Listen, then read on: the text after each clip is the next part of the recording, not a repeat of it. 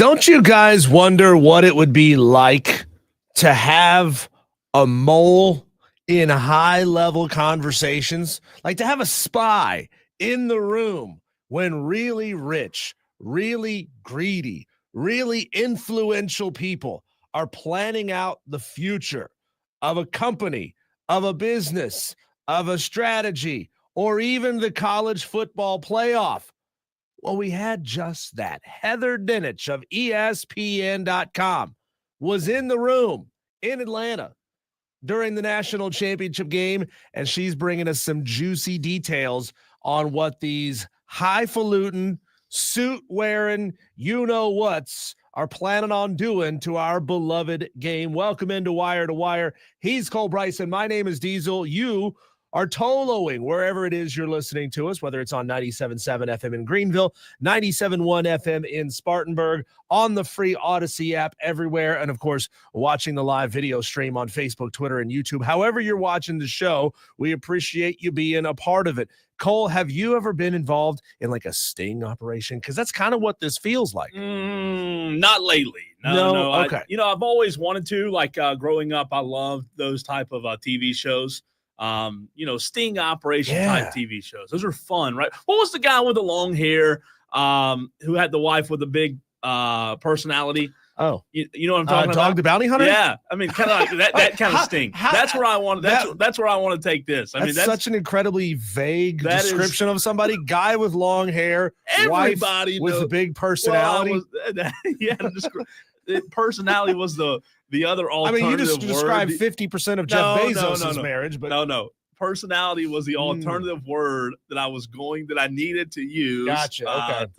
Okay. But no, I love sting operations. Heather Dinich is a good one. I mean, she is on the pulse of college football, especially when it comes to changes in the playoff. Yeah, she was in the room. She was listening, active listening, kind of you look this way, but you're actually paying attention to a conversation that's over your shoulder over here. Yeah. Heather Dinich has given us a couple of interesting nuggets, Cole, of big changes potentially coming to the college football playoff over the next couple of years. Now, we hinted at one of these a few days ago. Now we have some more context and detail coming out of ACC Commissioner Jim Phillips's mouth. Now, I guess all of the college football FBS commissioners are there.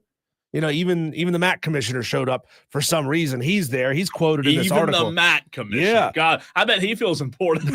Even the Diesel says even the MAC commissioner got invited. They put him at the kiddie table, but he's in the room, right? It counts.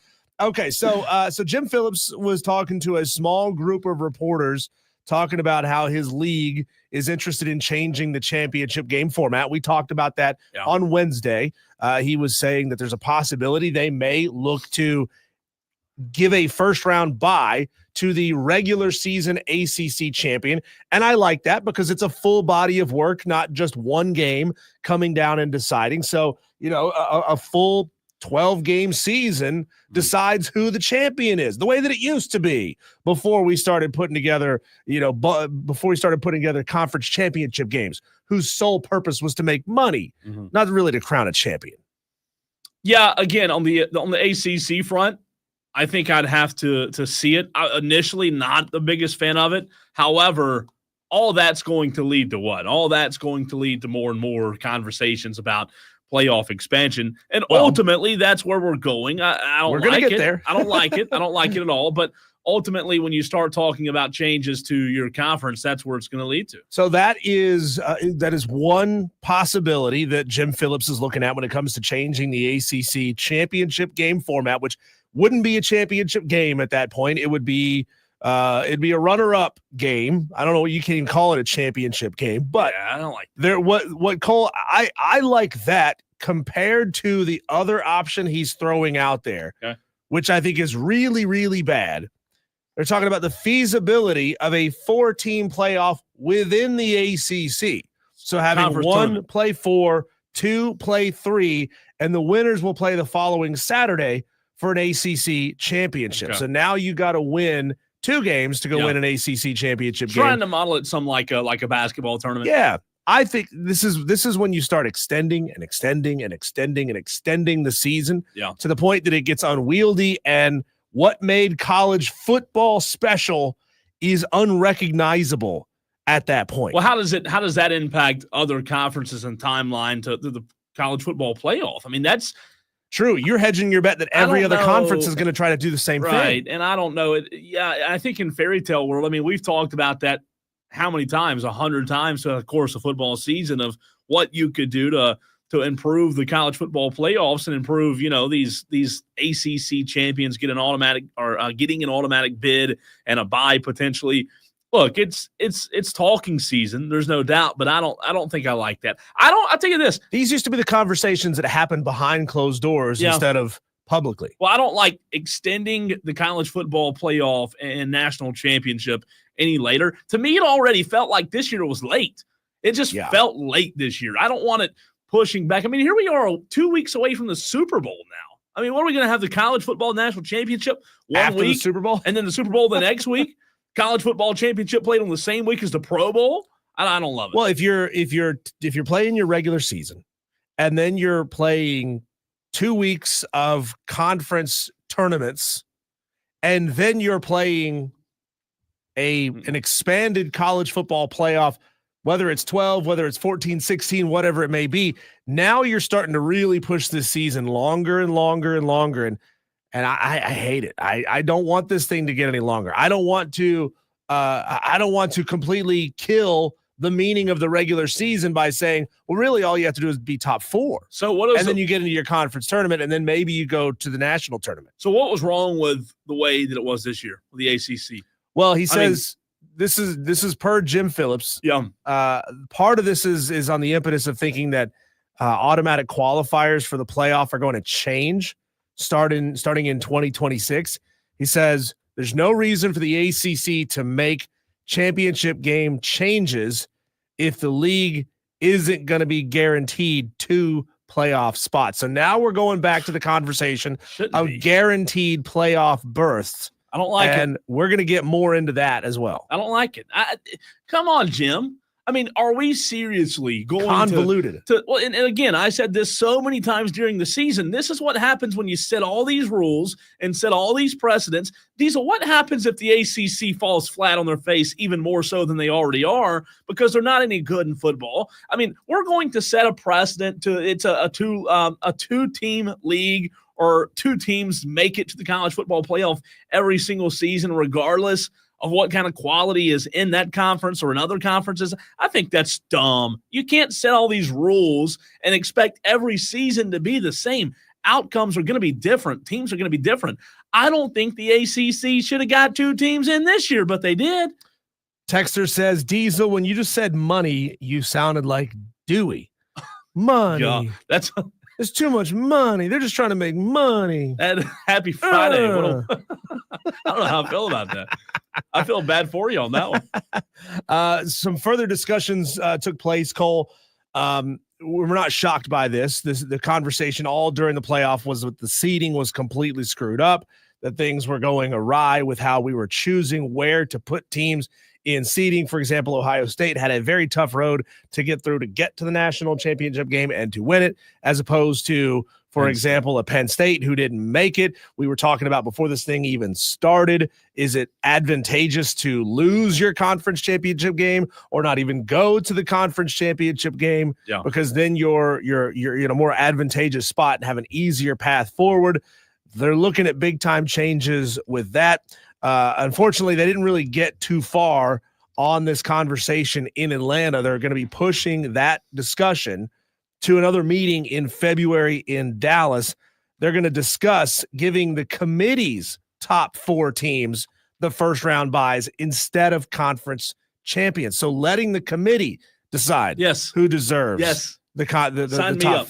Okay, sign me you're up. Into that one. Sign me up. 100% sign me up. And again, I said that so many times to you, and when we got to the college football playoff, why is it, again, it goes back to my point about setting precedent. Why are we setting precedent If the committee's job is to put the teams in that they feel like are the best teams, the most qualified, most deserving, you can't just have this precedent every year of the top 4 teams or these automatic. Let it be fluid. You've got to allow fluidity, Diesel, because things are going to look different every single year. I like that a lot.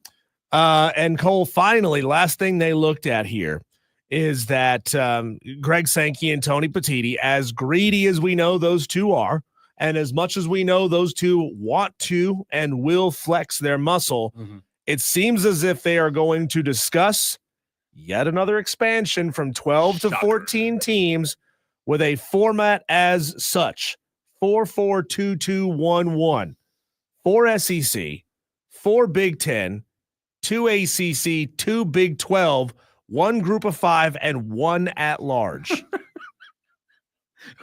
What, Mister? I don't know, Mister. man. We want fluidity here. That is removing any and all fluidity, because yes, we assume, and it's a pretty safe assumption, that for the foreseeable future, the next 5 years or so, the SEC and the Big Ten will remain the 2 best conferences in college football.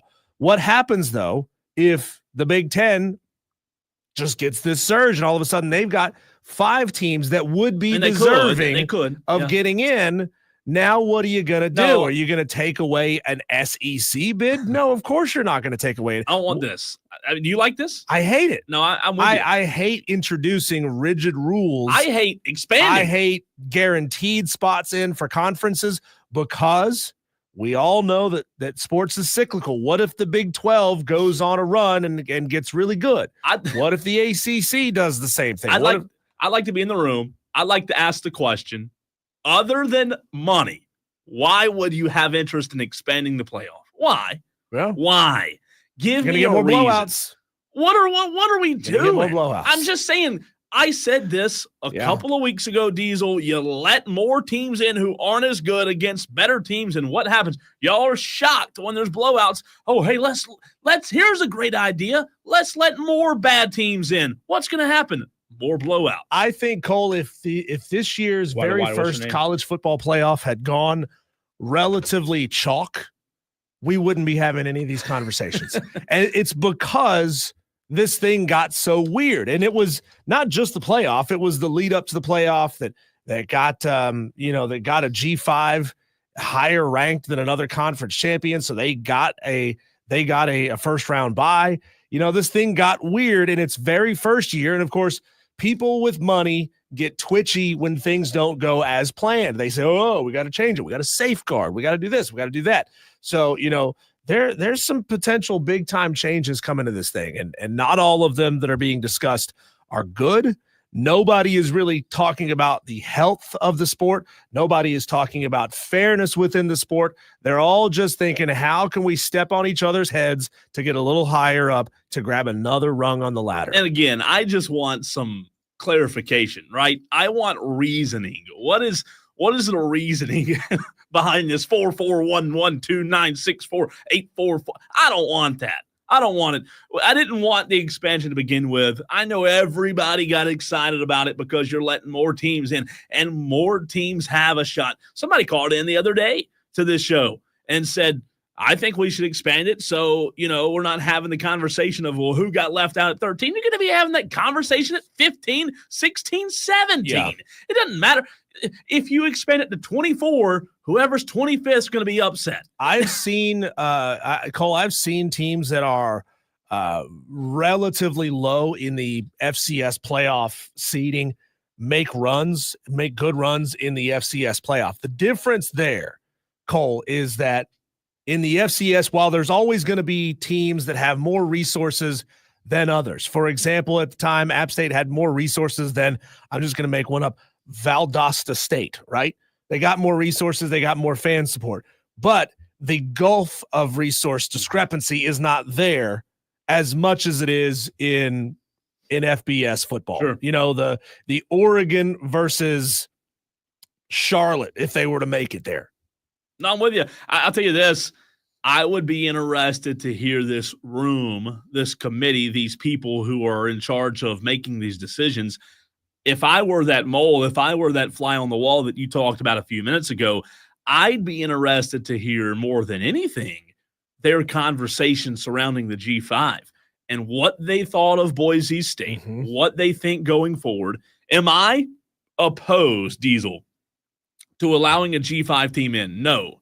However, part of me believes that I think the G5 would be better off having their own playoff. I just think in terms of having a shot at crowning a national champion.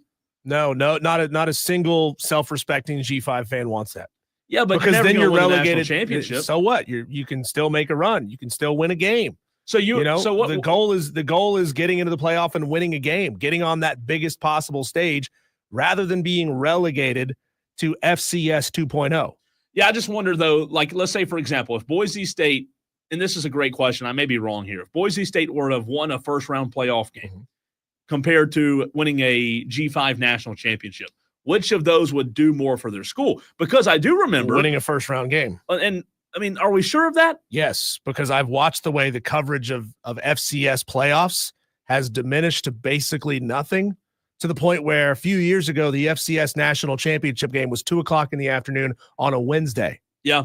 I don't know. I would enjoy as a college football fan seeing who would come out of that college football playoff. I mean, I know that. Would you though? Yeah, I would. I love it. I watched Tuesday Night Action, remember? I love college football. I'd watch it. I really would. I know for the exposure of the school, it might not be as big, because I remember somebody talking about the App State Michigan game compared to the App State National Championship, saying they'd trade the national championship in any day for another Michigan type game because of the exposure. To get there, Cole, I think there has to be a ridiculously airtight, guaranteed level of exposure and financial investment beforehand into a G5 playoff for a substantial number of years before a majority of G5 schools would say, yeah, let's completely take ourselves out of that conversation of major college football and say, well, let's just go over here and play in the kiddie pool, because it's going to be a non-starter, man. That's how you lose any and all exposure over the course. And when you're talking about more and more conferences wanting to go to 9 conference games, you got less opportunities to play power programs and potentially beat power programs. And you have zero opportunity to now get into a college football playoff. That's how you become FCS 2.0. Texter from the 419 says, putting all the runners up in the Big Four conference championship games ruined the playoffs. Penn State was the only one that performed. SMU and Indiana were a joke. All right, let's go to the phones. 844. Indiana only lost by like 10, right? Yeah, but it wasn't competitive. It was bad. Saying it was bad. Dewey. Speaking of Dewey, Diesel called him into existence. Dewey, what's up?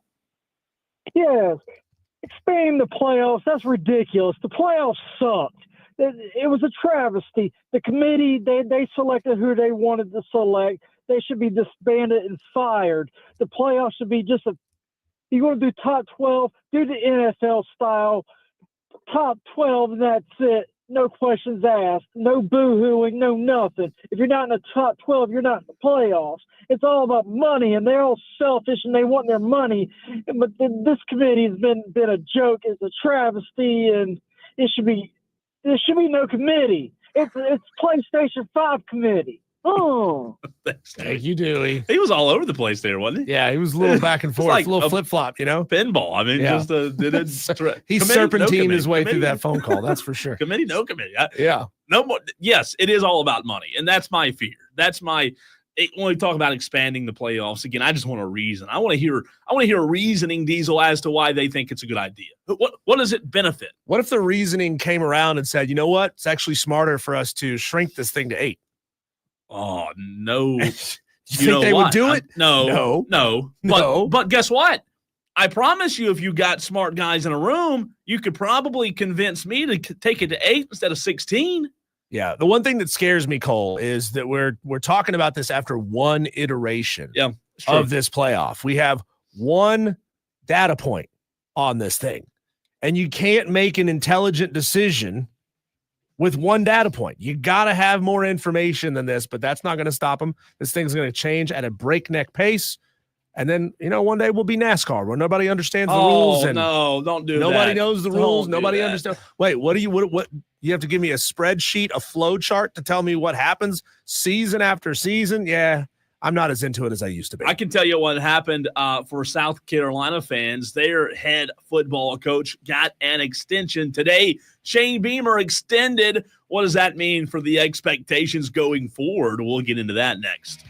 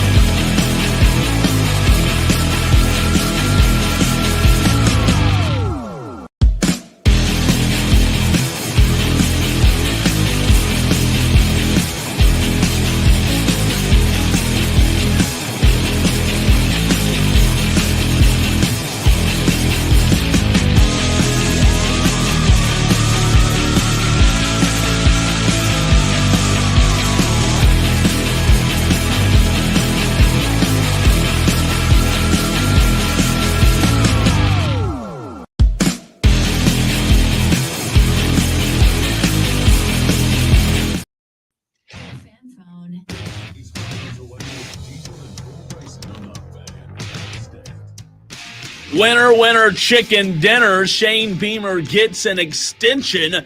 Not quite 10 wins, but 9 wins last season was enough, Diesel, to extend Shane Beamer. The Board of Trustees approved this morning. Obviously, a very good 2023 season, 9-4 record. Shane Beamer, who guided the Gamecocks to that 9-4 record, will be paid $8.15 million this year with $100,000 raises annually, according to a term sheet of the deal obtained by ESPN this morning. He was scheduled to make about $6.6 million this year under a previous extension signed in 2023. This new deal includes a $5 million buyout if Shane Beamer leaves South Carolina in the first year, which drops by $1 million each of the contract.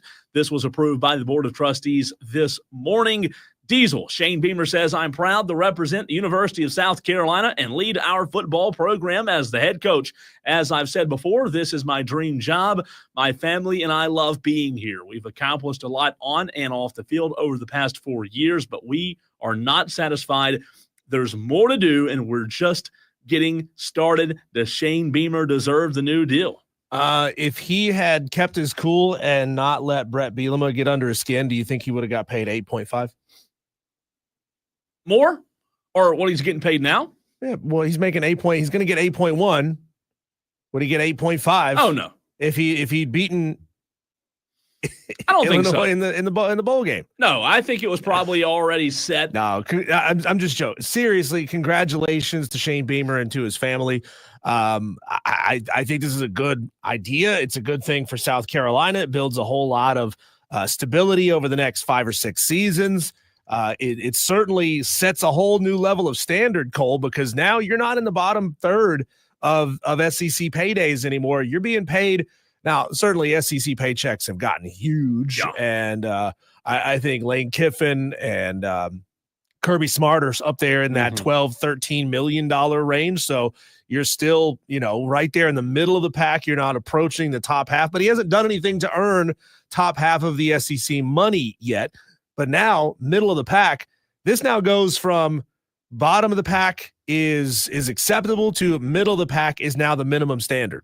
No doubt. Want to hear from you, South Carolina fans, during this segment. Several ways to get in touch with the show. He's Diesel. I'm Cole Bryson. The phone line is open right now, 844-FAN-PHONE. That's 844-326-3663. We're also live on Twitter, Facebook, and YouTube. You can watch the show there and get in on the comment section as Roadmaster is in there. Kane, DB, Kevin, a few other Tolos, 56 watching on the stream right now. Let's add to it. But Diesel, that's what I want to hear from South Carolina fans, talking about expectations. Where you are now as a program, the expectations are continuing to rise. And I have a promo about that, right? Like, it's a double-edged sword.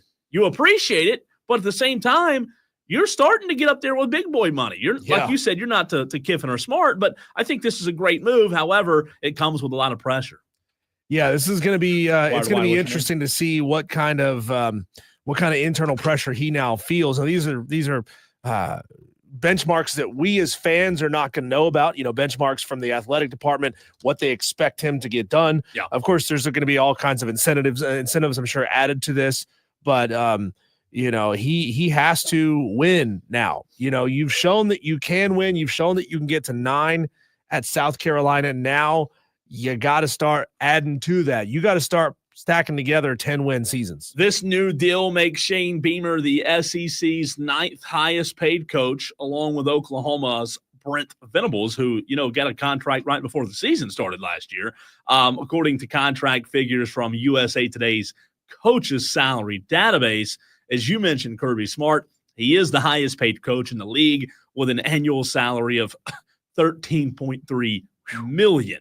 So again, Beamer's not there yet, but 29-22 since taking over the Gamecocks, I think he's certainly on the way. This, by the way, would make him the 3rd highest paid coach if he was in the ACC. Mario Cristobal makes $7.8 million. Mike Norvell makes $10 million, and Dabo Swinney makes $11 million. He would be that's interesting. As base salary, not including bonuses. Roadmaster on the YouTube stream says South Carolina pushed top teams to the brink. I see the playoffs this year. Gamecock fans, what do you think about this new extension for your head coach? 844-326-3663. Harold in Greenville wants to chime in. Harold, what do you think about this?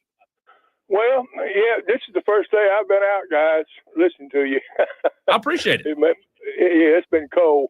That's good, but Shane Beamer, I've heard sound bites from Rob Brown, that South Carolina replacing Beamer wouldn't be a stepping up. They're going to have to surpass him. Well, that goes for Shane Beamer. I think he's going to have to keep that same scenario going, what he's established for himself. As he can't fall back to a 7-win season. You see what I mean, or something like that? Yeah. And he's got to have that 10th. For him to keep growing, he's going to have to win 10 games. And I think if they got the players, I think they can make it. I think they got a chance to be a playoff team. And as far as that playoff y'all talking about, that's a lot of time yet to be decided between now and next football season. Yeah. This football season, And by the way, last weekend on the NFL, I was 3 out of 4. I hit that 3 out. And I, went on to Ohio, I originally said it'd be a 2-score win, and it was. But, and by the way, has Leprechaun called you and congratulated you on your well, he came to see us on Wednesday. That's true. As a matter of fact, he was there at the store in Ingalls and Greer, and he sang us a song, Harold. Okay, well, that's good for him. I figured he might be boo-hooing, but anyway, I get a kick out of him. All these callers that call in, but anyway, my this weekend on the pros, yeah, I'm gonna go with Philadelphia, and I have to go with. I'd love to go with Buffalo, but it's going to probably be Cincinnati, and that'd probably be your Super Bowl. Kansas City. Washington looked good, but listen, they played the worst. They played a team who played the worst game of the season, Detroit, this past weekend. Good point. That was their worst game. But anyway, under that, unless you got something, pertaining to South Carolina, but I think Shane Beamer's set the precedent for himself as well as somebody's going to have to replace him, All right. So, anyway, guys, y'all we're getting to a dead point now. The baseball season. Tell us about it. Because they ain't nothing y'all can talk about that's going to interest me. Appreciate you, Harold. Thanks, Harold. Thank you much. You can call the show as well, 844-326-3663. So if you're going to put real numbers on this, Cole, where do you put baseline? Where do you put things that Shane Beamer has to hit for his administration to say he is living up to an $8.1 million salary? I was talking about that this morning with a friend of mine who's a big South Carolina fan and Gamecock Club guy. And look, the reality is when you're judging Shane Beamer and what he does at South Carolina, you have to judge it with realistic glasses on of the situation that they're in and where he's coaching. I think for me, to answer your question, I don't want to see regression. I'm not expecting a national championship every year, but I don't want to see the program take a step back, right? And Shane Beamer, there have been a couple of times you've seen the program take a step back, specifically, earlier on in his career, but he did a really good job this year of getting them back on track, almost 10 wins. I think you have to, and it's hard. It's the SEC, man, and it's so hard to stay afloat in that conference. But I think the biggest mark that you're looking for is no regression. Look, if you're the board of trustees, the AD, everybody in that in that program, Diesel, that Beamer's got this thing on the right track. But you also know with NIL and the portal, it is more. You know how we say all the time, like the NFL is a year-to-year league. College football is now more so than ever a year-to-year program or a year-to-year league because of the parity in the game with the portal and with NIL. So look at Mike Norvell in Florida State. It can go off the rails quick, real fast on you. And you can jump real up fast. Quick. Look at South Carolina. I mean, you can with a couple of good additions, you can be at the top quickly. So I don't want to see regression. I don't want to see him take a step back to 7 wins, right? They had 9 this year, 9-4, almost 10 wins. You talked about that bowl game. I don't think you can get back. I know 7 for South Carolina. Some South Carolina fans might take 7 wins, but I don't think with Beamer and the trajectory, I think you have to set a standard of, hey, Diesel, we got to go win 8 or 9 games every year. Kane says he wants to see South Carolina regress. He says Clemson forever. It's wild to think, Cole, that the simple answer is $8 million, 8 wins a year. I think 8 has to be the floor now. I mean, seven is acceptable if it's a 1-year blip. That's right. Dropping to 7 wins, but you can't have 2 years in a row where you're only winning 7 games, especially when you're playing a god awful out of conference slate, when you're playing 3 G5s in Clemson. So that's minimum 3 wins right there out of conference. And if that means South Carolina is going to have to schedule that way to get to at least 3 wins, and all Shane Beamer has to do is win 5 of his remaining contests to stay at that 8-win floor, I mean, that may be what they have to do. It's not great for fans, right? Because you want to see big-time quality opponents coming to Williams-Brice at the beginning of the season. Man, wouldn't it be great if you were playing North Carolina at home, if you were playing Michigan State in Columbia or on the road? That would be more entertaining and more interesting for your fan base. But right now, you gotta have wins. So I think the answer, minimum floor for Shane Beamer, is 8 wins. Yeah. I think he needs to achieve at least 1 conference championship game appearance before the end of this term. So that's 2030. That's 5 years. Yeah. You got 5 years, Shane, to get your team into the conference championship game. I'm not saying you got to win it. You just got to get in it. I would say I don't mind your 5-year term. However, I would replace conference championship with playoff.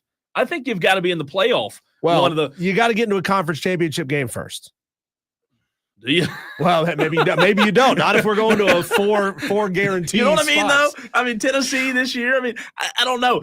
Look, conference championships, what do they matter anymore? I hate to be that way, but I do think that, I think that if you can get South Carolina to a college football playoff in 5 years in this deal, and I know, like, some people might think, just 1 in 5 years, that's pretty low bar. But again, going back to what I said at the very beginning of the segment, you have to be realistic. You have to be realistic about this thing. Look, the portal and NIL, in my mind, is the best thing that ever happened to Shane Beamer, because Diesel, he embraced it.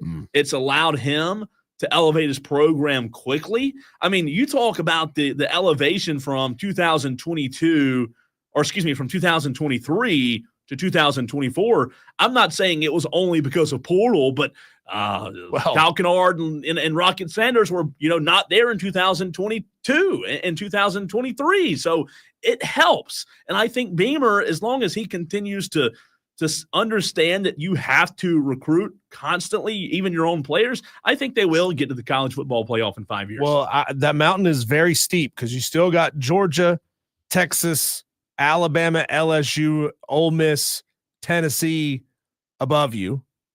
Florida State, or excuse me, not Florida State, but Florida feels like they're on the come up, right? Texas A&M wants to be on the come up. Auburn seems like they're on the come up. This is going to be, like I said, that mountain is very, very steep for Shane Beamer, but that's why you're getting paid $8 million. You're getting paid $8 million to figure it out. I think their best bet, Cole, is within the next 2 years, because you've got a known quantity of Lenora Sellers there at quarterback. Maybe you can hang on to Mazio Bennett as long as you can. Maybe you can hang on to some of that talent on offense, like Josh Simon. Maybe you can hang on to some of those elite guys on defense and put it together in the next 2 seasons. I feel like that might be his best shot. Obviously, anything can happen in the future, and who knows? He may go on an insane recruiting run. He's doing a fantastic job recruiting the state of South Carolina. He's doing an insane job in the transfer portal. So, I mean, they could put it together, but when you got known quantities in front of you, now's the time to make hay. The last thing I'll say is, before we run, I think that there's a lot of talk. Well, I know there's a lot of talk about unbalanced schedules in college football now that you don't have divisions, Diesel. I don't know that I've talked about, you and I have had the conversation about not having divisions. I don't like it. I wish we still had divisions in the SEC. Yeah. However, I was thinking about that this morning.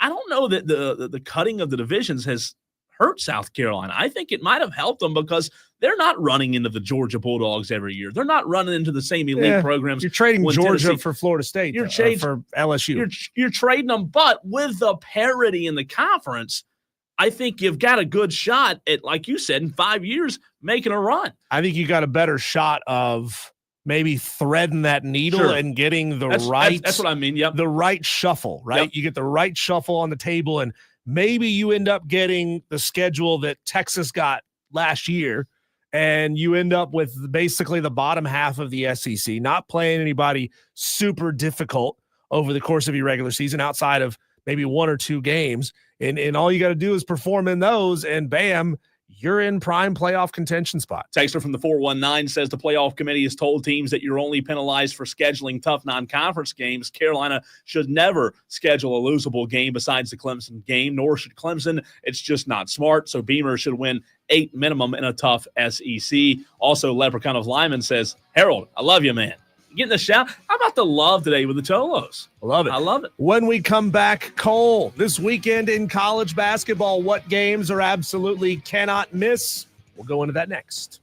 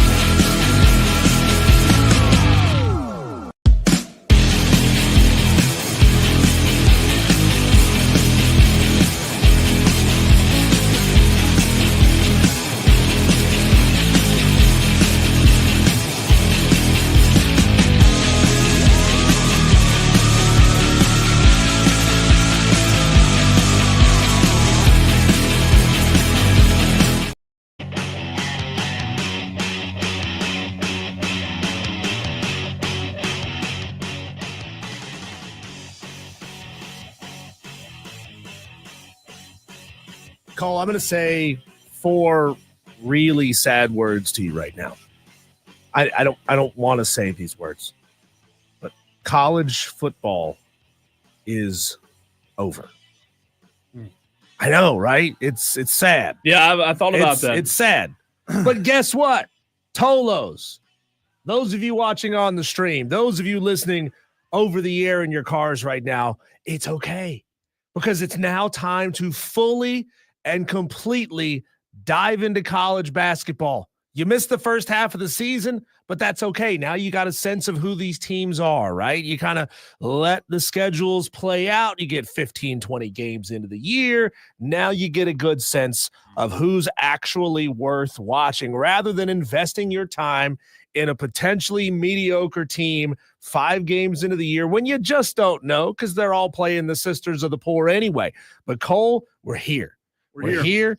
College basketball is getting good. We're just about 6 weeks away from tournament selection time. It's crazy to think that, people don't watch the first half of the season because I do. But, man, this is when it's really time to start paying attention. We got some good games on tap this weekend, even a really good one tonight that I think, Cole, is a can't-miss college basketball game. Are you willing to tune in? You said you're like, I'll tune in and watch Tuesday Night Maction. I'd rather watch Tuesday Night Maction than reruns of whatever. Sure. Sure. Are you tuning in to watch not even just Maction on a Friday night, but are you tuning in to watch elite level college basketball out of the Big Ten? Can I interest you in something like that? Absolutely. Saturday, just so you know, at noon, I watched the best college basketball game I've watched in a long time between Illinois and Michigan State Saturday. It was a 2-point game. Yeah. It was fantastic basketball. So, yeah, now that college football is over,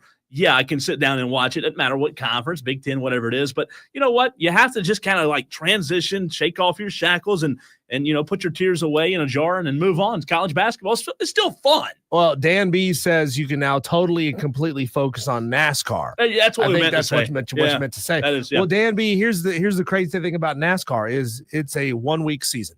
You tune in, you watch the Daytona 500. Outside of that, you don't really need to watch anything else, right? Because it's the Super Bowl of NASCAR. They call it that. They brand it as that. The Super Bowl of NASCAR. You tune in, you'll watch the Daytona 500, and then after that, who cares? You stop paying attention until the end of the season when they get to maybe like the last 2 or 3 races. Tonight, Cole, here's the one you got to watch. If you're going to watch any college basketball tonight, you need to tune in and watch 14-4 Michigan taking on 15-5 Purdue. Purdue has a really good forward out there. His name is Trey Kaufman-Renn. He's a junior. He's been in that program for a little while. The dude averages 18 points a game. He gets 6 and 2 on his rebounds and steals. He is a talent that you're going to need to pay attention to. That's a name you're going to need to remember when it comes to tournament time. He's a little better at home than he is on the road, and Purdue is playing this game at home. But Michigan, Cole, is 3-1 in Big Ten road games. Michigan, very good on the road. That's one you definitely need to tune in and watch. Yeah, and before you move on to tomorrow, one that you don't have on here that I'll put on here for today and 1 hour from now, I don't know if you'll be doing the show solo, but I'll be locked into Kim Mulkey versus Dawn Staley. South Carolina, LSU, 5 o'clock today. That one should be fun. What's wild about that, Diesel, I don't know, I'm not Vegas. South Carolina is playing a number 5 in the country, undefeated LSU, and LSU on the road are 14.5-point underdogs. You know what we need to put like odds on? Will Kim Mulkey or will she not wear sequins tonight against South Carolina? You never know what she's always gonna wear. Right. She's always rocking the crazy outfits. Yeah. And the over-under on will she or will she not wear sequins. Tomorrow, you got some good games in the Southern Conference. Wofford at Samford, I think, is really the best game in the Southern Conference tomorrow. That one's at 6 o'clock. Wofford's 11-9. Samford is 16-4. It's interesting, Cole. When they came into the Southern Conference, Samford was a very good football program, and they seem to have transitioned to putting a lot of their focus on basketball. And I'm telling you, that could be a perennial team. That could now be one of the bell cows for the Southern Conference and what turns this into a 2-bid league. We used to think it was going to be Furman, but they're pretty inconsistent. I mean, this season has not gone the way they wanted it to go.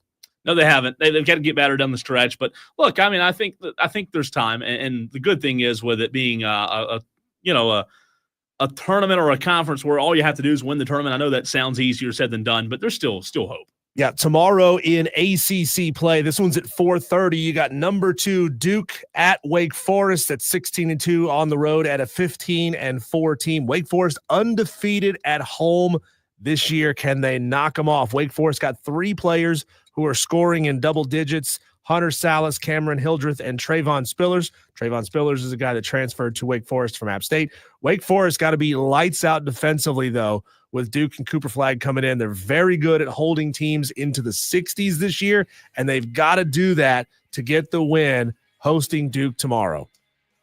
Should be a good weekend of college basketball. Clemson, I think Clemson wins big, Diesel. I think they do. Me too. I think they are going to take care. I hate it for Mike Young because I like Mike Young. But I don't know. I think they're going to go up on the old Blacksburg and take care of business, as they say. Diesel, in the very next segment, a off-season recruiting rundown. We will focus on the state of South Carolina, but also hit other states as well. Your favorite college team, are they recruiting the right way? Is South Carolina being dominated by Shane Beamer and the Gamecocks? We'll get into that next.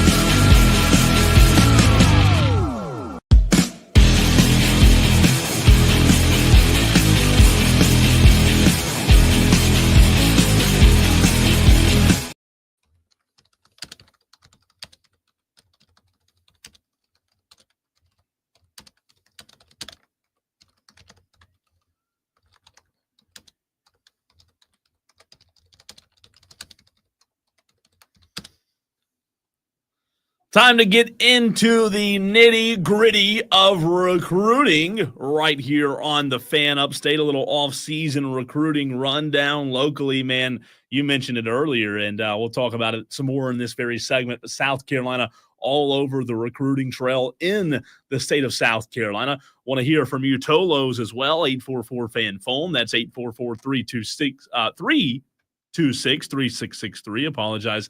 I know I sometimes say it fast. 844-326-3663. That's the way you can call the show. And speaking of calling the show, Kane wants to chime in on the conversation. Kane, what's up, man?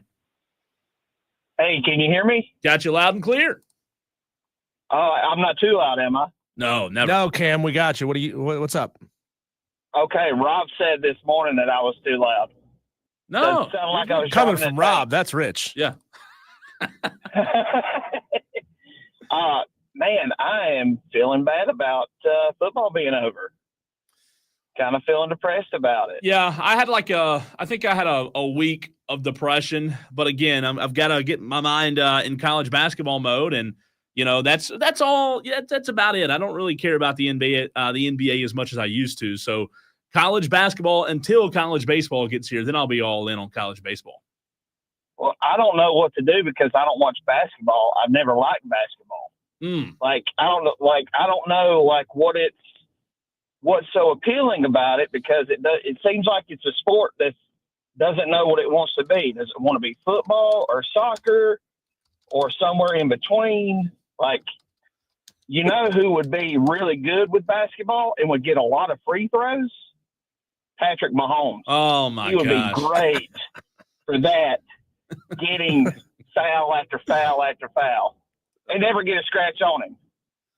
It's true. What about you're great. not a Braves fan? No baseball. You're not a baseball guy, Kane? I love baseball, but I really have not been into baseball for a long time. Well, Kane, you're a diehard Chipper Jones, to be honest with you. You're a diehard Clemson fan, right? I love Clemson. Clemson forever. So you don't want to tune in and just watch Clemson be great at something? Whatever it is, anything? Absolutely. Okay, well then Clemson's great at basketball. Tune in and watch Clemson basketball. Oh, great. I didn't know that, though. Where you been? Tuning into Wire to Wire, I didn't know Clemson was so great. Where you been? Sure, I'm sure. Since they're in the ACC, and the ACC has mostly bad teams. Well, they do. They do have mostly bad teams. I think they Kane, got two ranked teams right now. And just so you know, do you have any idea of where my fandom lies, or no? I can't tell it. Well, that's good that you can't tell. I listened to you guys yesterday, and you were almost crying about South Carolina losing all of their games. Well, just so you know, I have grown up a Clemson fan my entire life, and I think it's good I think it's good that you can't tell I'm a Clemson fan, right? I mean, do you want me to be a homer toward Clemson so the Gamecock fans can call in and call me a Clemson homer? Is that what you want? Yeah, but you don't sound unbiased. You sound biased towards South Carolina. I just call it like it is, man. I just call it like it is. Well, Kane, isn't pointing out South Carolina's losses actually biased towards Clemson? Making it a point to talk about it every time South Carolina loses? Did I just paint you? Kane, did I just paint you into a corner? You sounded very sad about it. Okay. Well, you know what? Next time we'll play some melancholy. I think that's why the Redditor. Gotcha. Okay. Well, you know what? We'll do our best to make sure that you and the Redditor don't think that anymore. Okay. Thanks for the call, man. You're all right. I love the show. You guys are doing Appreciate a great it, job. man. You can call the show as well. 844-FAN-PHONE. 844-326-3663. That threw me off. That really did. That was a good call, though, Kane. Look, Diesel, I try to do my best at being unbiased. I don't want to sound like a Clemson homer. You know, we focus on one topic at a time every 15 minutes. We can't go into every nuance of it. We can't, every now and again we have to bounce around topics, but we have to try to be focused on a topic, good or bad, indifferent, trashing on something, gassing something up for 15 minutes, right? It's like Dominic Toretto said in Fast and the Furious. We live our lives a quarter mile at a time. Yeah. We're living our lives 15 minutes at a time, and we have to change topics. We have to change tactics, segment to segment, show to show, week to week, month to month on this fan upstate. And look, not to get into the weeds on this, I believe that not having for Kane and for anybody else out there, there are people in radio, Diesel, who approach radio in different ways and have sticks and have their ways to get people going. Look, I'm going to be unbiased, and I'm going to call it like I see it. And you know what? If I call it like I see it, I'll probably piss one side off, just like an official, just like a referee, right? They're always – one side's going to always be mad at a referee, Diesel. However, I would rather be known for someone who is honest and calls it like it is rather than, putting my glasses on. And how many times have I been hard on Clemson over the past couple of years, Diesel? A lot. So, you know what? That's just that's the way I roll, but I appreciate you Tolos out there. Y'all make it fun, as they say. Even you, Kane. Appreciate you listening. All right, Diesel. 2025, the recruiting class. We do talk a little recruiting during the course of the football season. But let's get into the weeds now that we're in the offseason. We'll continue to track some of the top recruits in the state, across the country as well. But I want to start with something that you mentioned earlier in hour number one about South Carolina and the footprint, the wall that they're building, right, around their own state. And I know you have guys in state committed to Clemson. We're not saying that. But when you look at 247 Sports in the 2025 commits, the 247 Sports composite list, Diesel, do you know that in the top 10, there are 6 Gamecock commits in the top 10? So, in the era of portal and NIL being as important as it is, I think Shane Beamer and this staff also understand the importance of putting up a wall and making sure that you keep this talent home and keep them in state. Yeah, it's clearly a big deal to Shane Beamer to keep those in-state guys. Now, everybody's got their tactic for how they're going to keep talent on your roster rather than letting them bounce away to other places.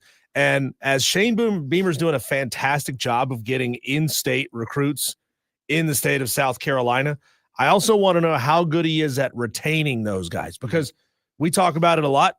Dabo Sweeney is very good at retaining players. He has a very low rate of players that want to transfer out of the program. It does happen. I'm not saying that it doesn't, but it's not as high as some other programs are and what they've experienced.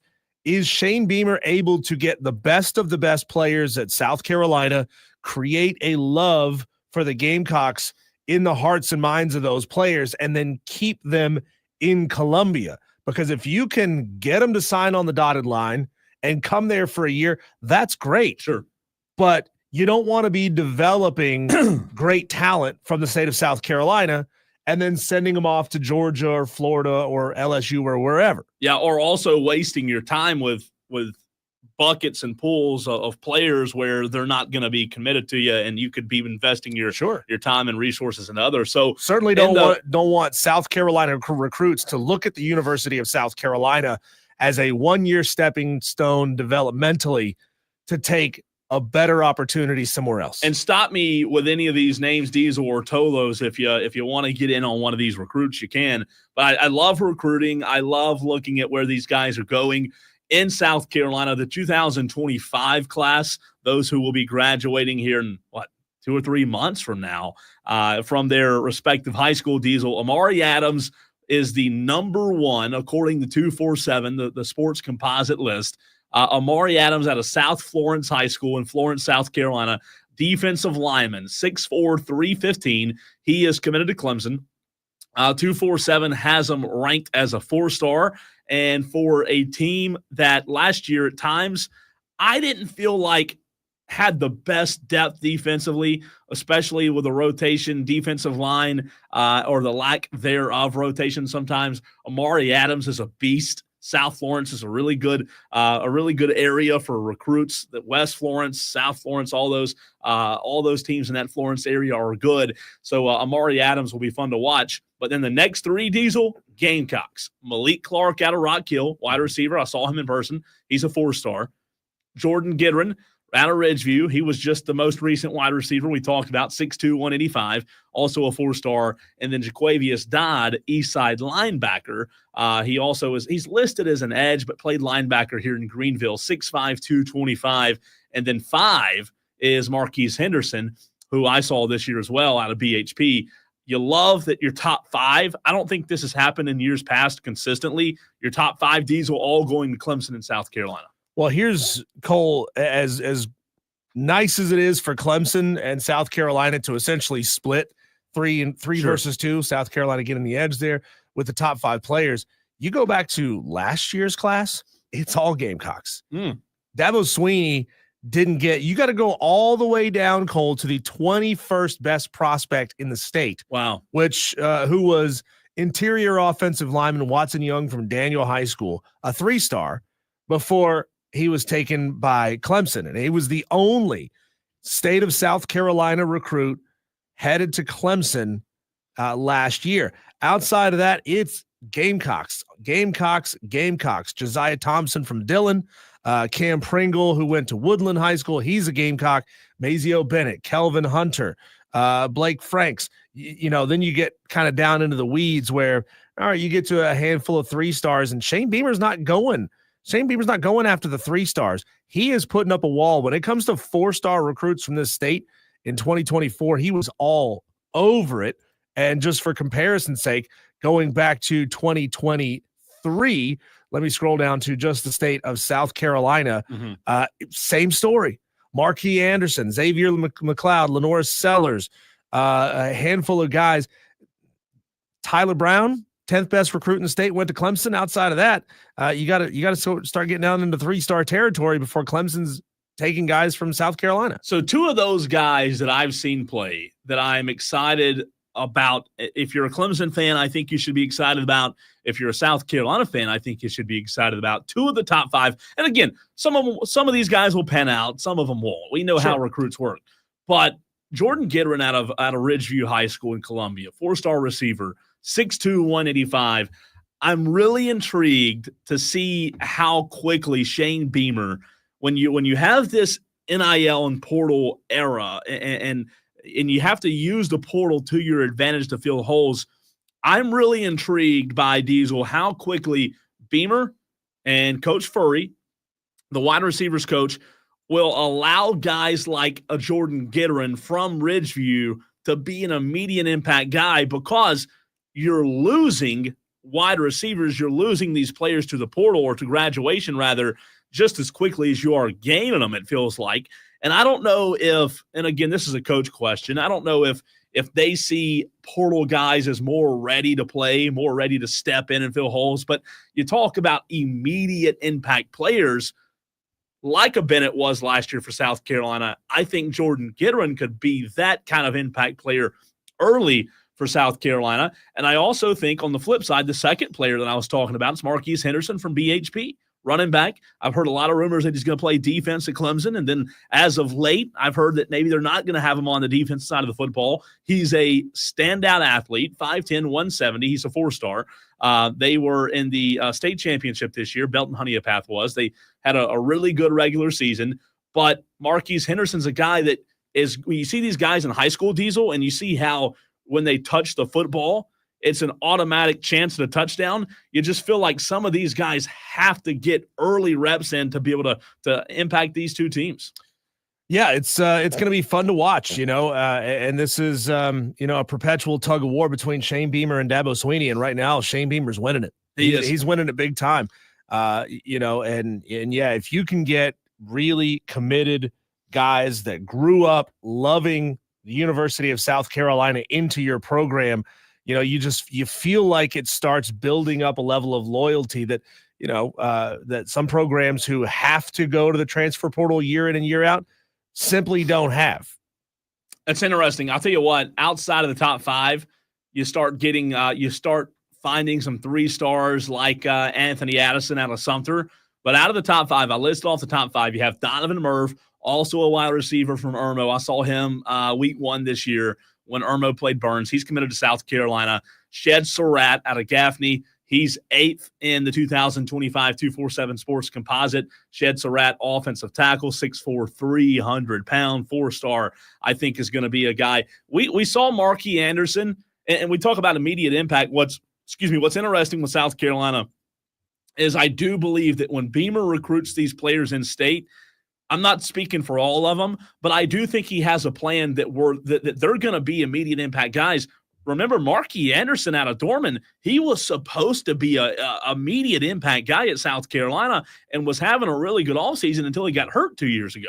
And then he didn't play much in 2023, did play in 2024. So Shed Surratt I see as the same type of guy at 6'4", 300. Michael Skinner, who is a tight end out of Greer, South Carolina Diesel. He also plays basketball, by the way, and I saw him play basketball last night. 6'3", 220, committed to Kentucky to play football. Let me tell you, Michael Skinner is one of the best athletes I've seen come through Riverside and high school in general.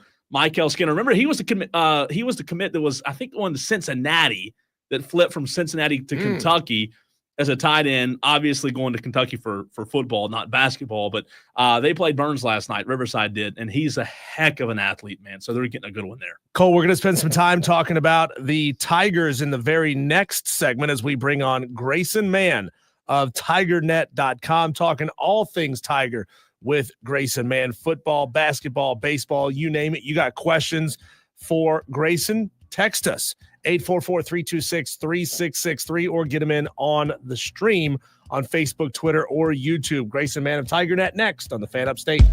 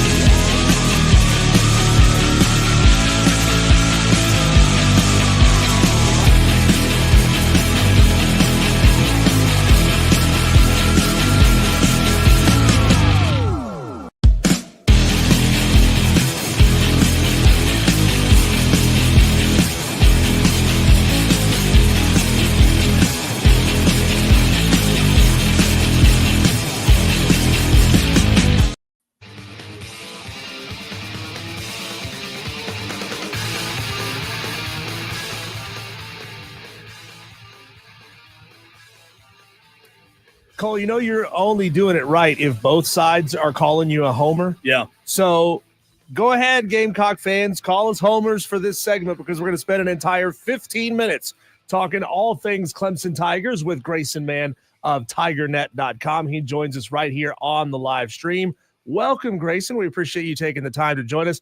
Let's pick this up where we spent the very last segment of the show. South Carolina is getting it done, crushing it with in-state high school recruiting when it comes to football. Cam Pringle, Josiah Thompson, Mazio Bennett, Lenora Sellers, all those guys. Do you think Dabo Swinney is failing a little bit, missing out on a handful of really talented recruits out of the state of South Carolina? And should he be peeking over the fence and seeing what Shane Beamer is doing down there, saying, you know what? I'm letting too many homegrown guys get out of the state. I'll swing for the fences early. I love it. But I think each situation is different, and it's so fascinating to see how two different programs are operating right now within a couple hours of each other. I think for Swinney and Coach Beamer, it's going to be about the right fit for them, and Clemson's always had a unique recruiting philosophy, and we're about to release another insider on TigerNet just about the national work that they've done for the last couple weeks. And for Matt Luke, it's been chasing tackles in Ohio and having a couple of them announce that Clemson's in the top lists of their running. So it's just a matter of where they see fit. Clemson's done a lot of work on a kid named Kentavion Anderson out of Dorman, who is one of the best safeties in the state and certainly is growing as a national product. That'll be a race between the Gamecocks and the Tigers there. But yeah, I don't know. Failure it's different, I guess, depending on who you ask, but maybe Clemson does need to approach that in-state maybe a little bit more. But I think where they are right now, they're in an interesting space given the portal usage, given how 2025 shook out. I think a lot of fans are probably concerned, and it's probably fair given the amount of decommitments. But I think 2026 is going to tell us a lot about the state of this recruitment between these two programs moving forward. Grayson, speaking of telling us a lot on the hardwood in the last 4 games, including an overtime win for Clemson, Brad Brownell and his team, they've told us a lot just about who they are. Obviously, a trip to Blacksburg tomorrow against Virginia Tech. How do you look at Clemson basketball being, this sounds weird to say, but right there at the top of the ACC, and here we are in almost February? Yeah, isn't that fascinating what Brad Brownell's been able to do? This is their second 8-1 start in the ACC in the last 3 years. They've really done a phenomenal job, and I think this year, once again, it's the utilization of their homegrown talent and the portal, where you have Jaden Zachary and Chase Hunter, just to be an example of two different players on two separate journeys coming together at the right time. Chase Hunter's having a career year. He's the ACC's leader in three-point percentage. It looked to me in October that it was going to be Hunter being the one that, hey, this team's going to go as far as he's willing to take them. And in March, in their Elite 8 run, he was their best player on the floor, with PJ Hall dealing with some foul trouble and then Gerard not having the best shooting tournament. And Hunter, that was more of a preview for what this year was going to look like. But I think for this group, the guard play in particular, where you look at guys like Dylan Hunter coming off the bench and providing some solid minutes, Del Jones being a real twitchy athlete in that reserve spot. It's a really unique team that relies on a couple of figures and names that you maybe don't really recognize, but they're really starting to pay off, like guys like Chauncey Wiggins as well. Clemson's undefeated when he makes double figures. But that Pittsburgh win, Cole, there's been a lot of times in the last few weeks where, at least in my history with Clemson basketball, you wait for that landmine game. Louisville comes to mind a couple years ago, where that was the straw that broke the camel's back in their tournament run. And you haven't really had that quite yet. Tomorrow could be that mark where Virginia Tech's a historical house of horrors for them on the road. But all intents and purposes, this team has shown otherwise, that they haven't had that kind of loss yet. And I think if they continue to stay the course, not only this Duke matchup in a couple weeks will be really fascinating, but this is a team that's capable of another Sweet 16 kind of run in March when it comes around. Grayson, I'm going to give you 2 adjectives to describe what I've seen a lot from several games with this Clemson team: unselfish and patient. Unselfish because they do a really fantastic job moving the ball around.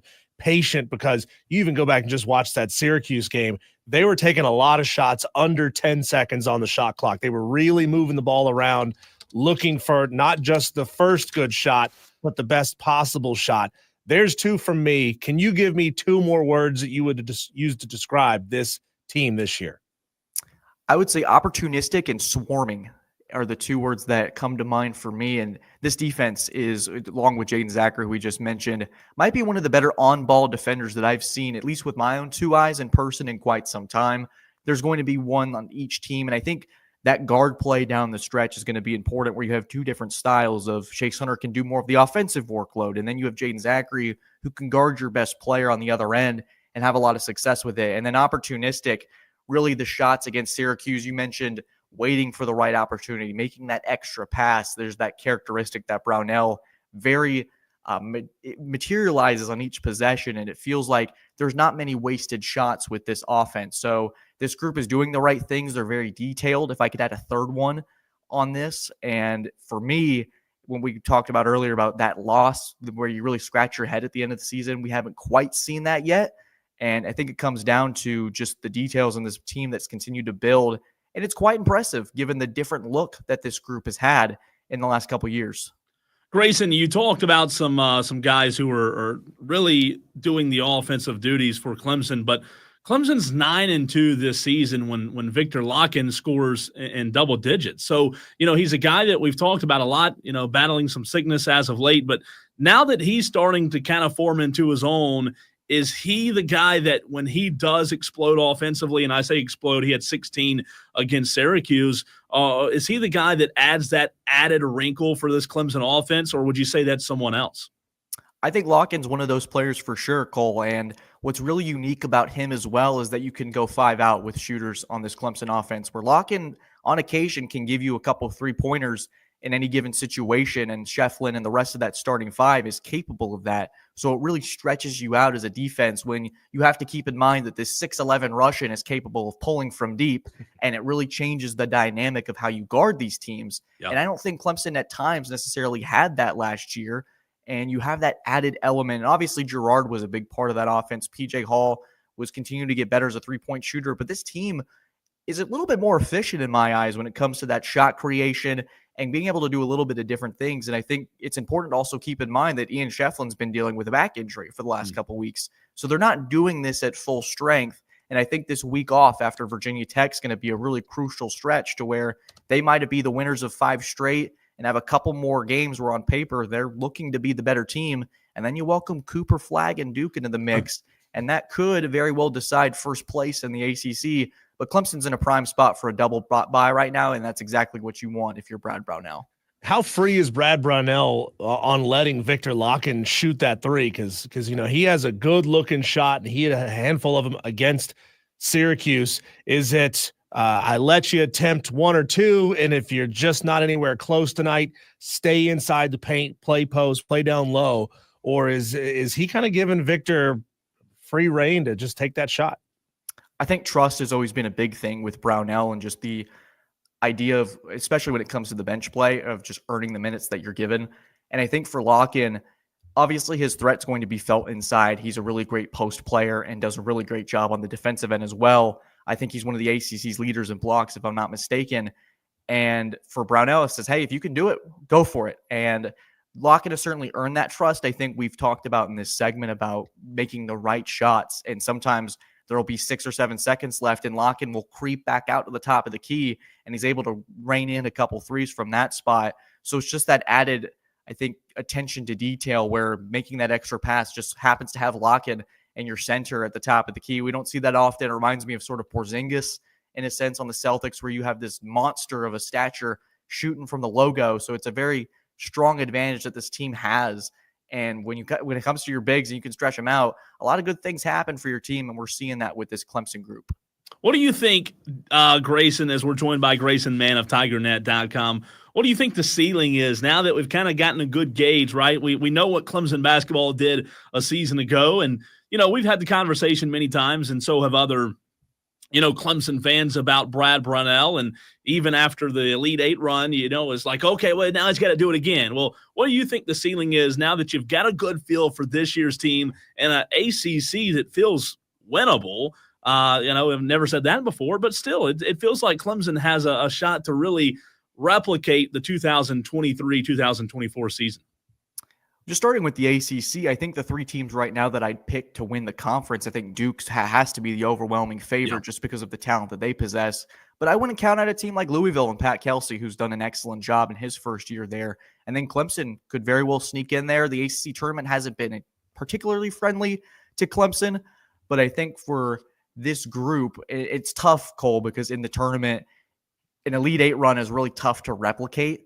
But I think for this group, and I've said it on multiple outlets already, I do think this group has the potential to be better than last year's, but it's a problem when the result technically has to be a Final Four bid to be better than the last one. But I think this is a group very well capable of winning a couple games in the NCAA tournament. It's just if they can replicate this success right now, and basketball is all about being hot at the right time. This group doesn't remind me of, they have to be hot from deep to be able to do this. It's a group that's really efficient in a lot of areas that's made them successful. Grayson, the basketball team's trying to stay hot. The baseball team's just trying to have fun. Eric Bakich talked a lot about just trying to make this season as fun as possible for his players. He talks about how players are able to play more free when they're out there having a lot of fun. We know that they've had that tie-in with the Savannah Bananas. Are we going to see like hijinks in the dugouts? Are we going to see like Mr. Baseball lighting guys' shoelaces on fire? I mean, how's Eric Bakich going to sort of balance that fun with getting his guys focused when it's time to focus? Right, and classes in session. Spring training has begun this weekend, and it's really funny. Bakich mentioned that exactly right there, Diesel, about there's been a lot of fun for the last couple months. You have people riding out on horses for a walkout, and the Savannah Bananas coming into town, people doing backflips. It's been a really entertaining, from just an outsider's perspective, to watch this team grow. And Bakich said that was important to make these kids feel like they're young again and try to make this sport as simple as possible before we talk about swing angles and all this meticulous stuff that comes with the sport. And he feels like if you can get them to play free, that rest of the angle, the details, all that stuff becomes a lot easier to embrace. And I was talking to somebody yesterday about this, just Bakich's understanding of NIL and trying to retain these players' individuality while still maintaining a culture about the team and putting the team over the self. And it's just been really fascinating to see in year 3, he continues to address presentation. There's a new script by Home Plate. There's a lot of things happening at Doug Kingsmore that I think fans will be excited about. And so there's just a real right combination that Bakich understands about where this program is and the expectations of where they can be in the summer and potentially in Omaha. When you talk about those additions, one of them being wet and pleasing to those who are thirsty, Grayson, you talk about having a home field advantage, and throughout the postseason last year, I mean, I even talking about the opposing bullpen being moved. I snuck down last year during the Coastal Series, and right there where the fans gather behind the Coastal bullpen, on the opposing side, it is intimidating. But Bakich talked about wanting to make that more intimidating. Add in beer sales. He said, I want the beer drinking crowd at these games. It seems as if, kind of going off of what you guys were just talking about in your answer, that Bakich is willing to do whatever it takes, even if it's alcohol sales, to get fans in the seats. Yeah, there might be some Michelob Ultras or something by that visiting dugout. He said it was way too comfortable over there for opposing teams, and I'm sure he wouldn't mind a fan or two that's maybe a little inebriated to be going over there and chirping, but all doing it at a responsible level, of course. Yeah. But it's going to be quite the interesting spring, Cole, when you introduce that aspect into any sort of college venue. But for me, I'm curious to just see how it all unfolds from the press box at Doug Kingsmore. Real quick follow-up to that, is there any other sports? What other sports right now, and I just thought of that when you said that, when you talk about beer sales at Clemson baseball. Is Clemson baseball setting a precedent when it comes to beer sales? I don't have all the information as pertains to alcohol sales. I've heard some musings about potentially Death Valley being a spot, but again, I have no information that would confirm or shut that down. But I do think that I've seen other universities, I've seen my friends begging for it to happen. So at some point it probably will. I don't have any information whether that's true or not, but it wouldn't shock me if we see in a couple years, months, days that, hey, Death Valley, go get your beer sales on. So maybe we'll see. Grayson, we were talking earlier in the show about, Shane Beamer's new contract, his $8+ million a year contract, and the expectations having to rise to go with that new chunk of money that he's getting. Can you talk about Eric Bakic's now, I guess, floor, minimum expectations of where Eric needs to have this program year in and year out? Is a regional, just getting into a regional enough? Is hosting now the floor? Is making a super now the floor for this program? David and I talked about it on our podcast this morning that he spoke with someone on the team saying, hey, just give it to me straight. Is this a team that's set for Omaha?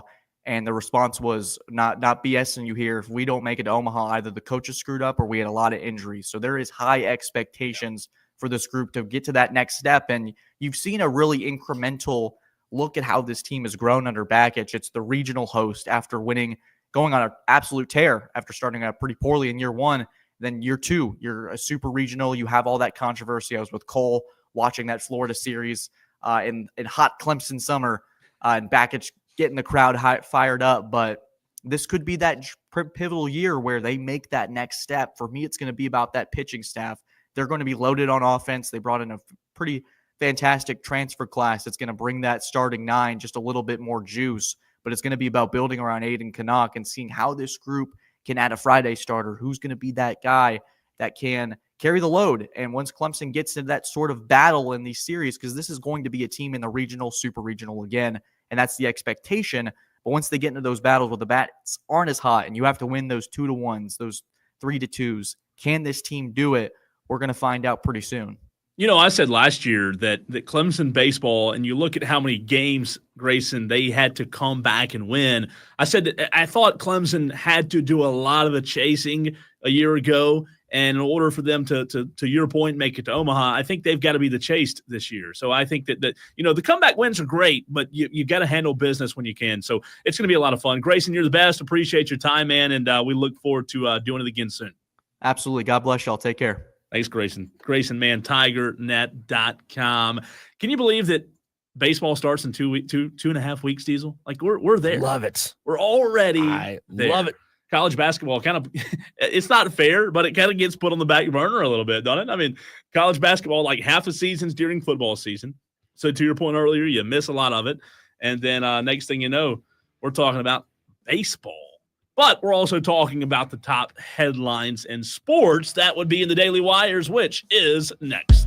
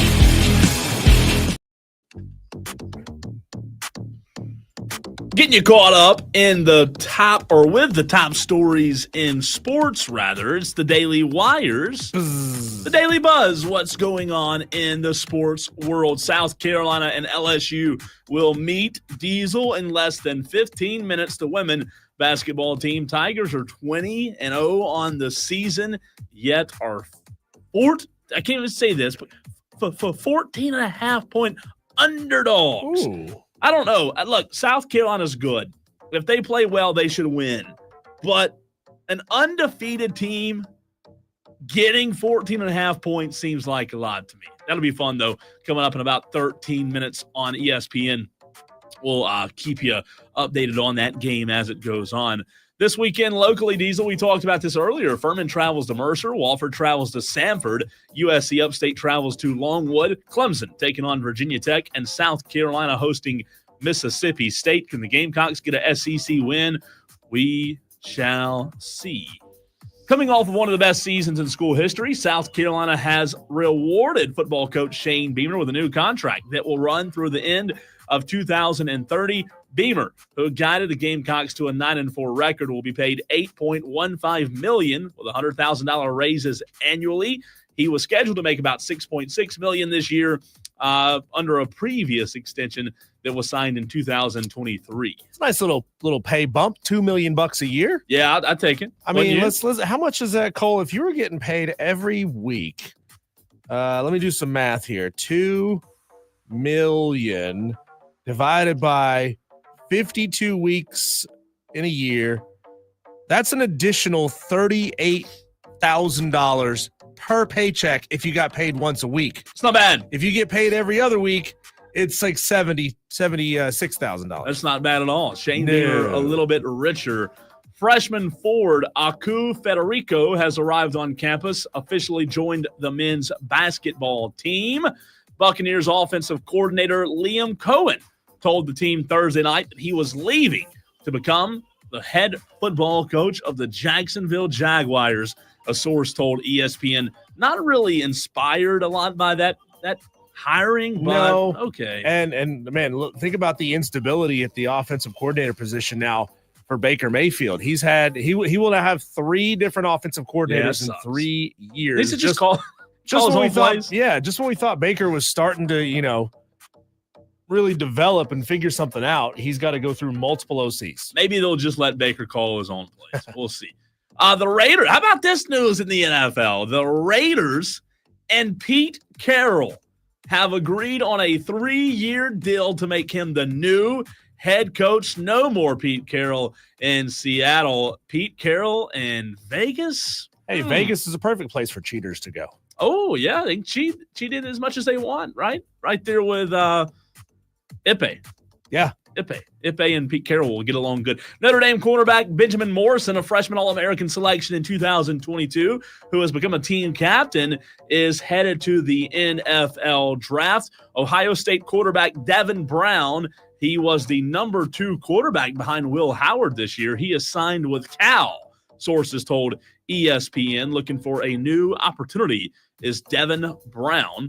And class of 2025 quarterback Torrey Newkirk has committed to North Carolina.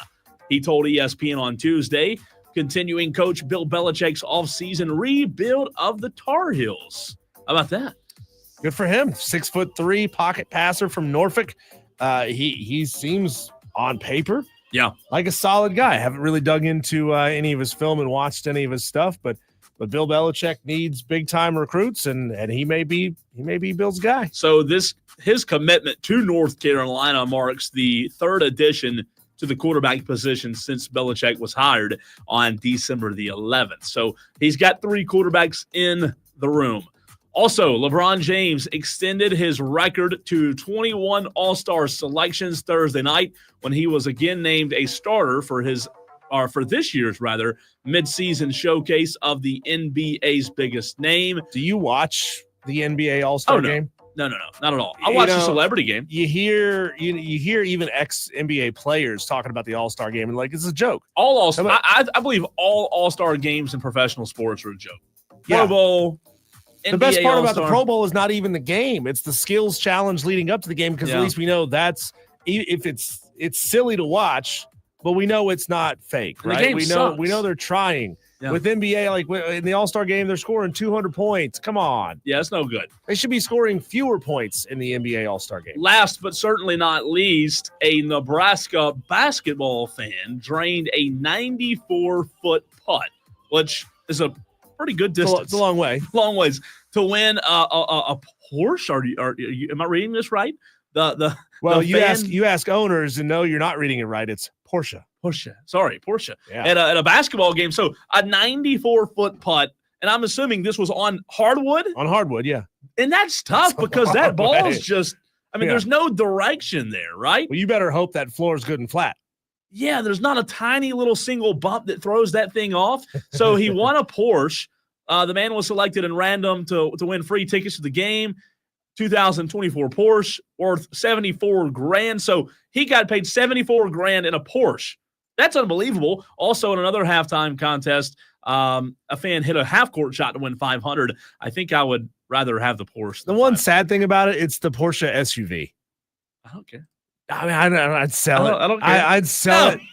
I'd get rid of it. And I'm sure it's a fantastic car, but come on, it's a Porsche You'd SUV. sell the Porsche? Yeah, it's Oh, an SUV. no. Sell it, get you like a 10-year-old used 911. Come on, Cole. At the same time, I don't know if you just said this or not. In the same game, another fan hit a half-court shot for $500. Nebraska though did lose the game. Yeah, they suck. That's their 5th straight loss. Tough breaks for the Nebraska Cornhuskers on the court. When we come back, David Harrison, host and producer for Locked On Commander, is going to join us to talk about their NFL playoff game this weekend.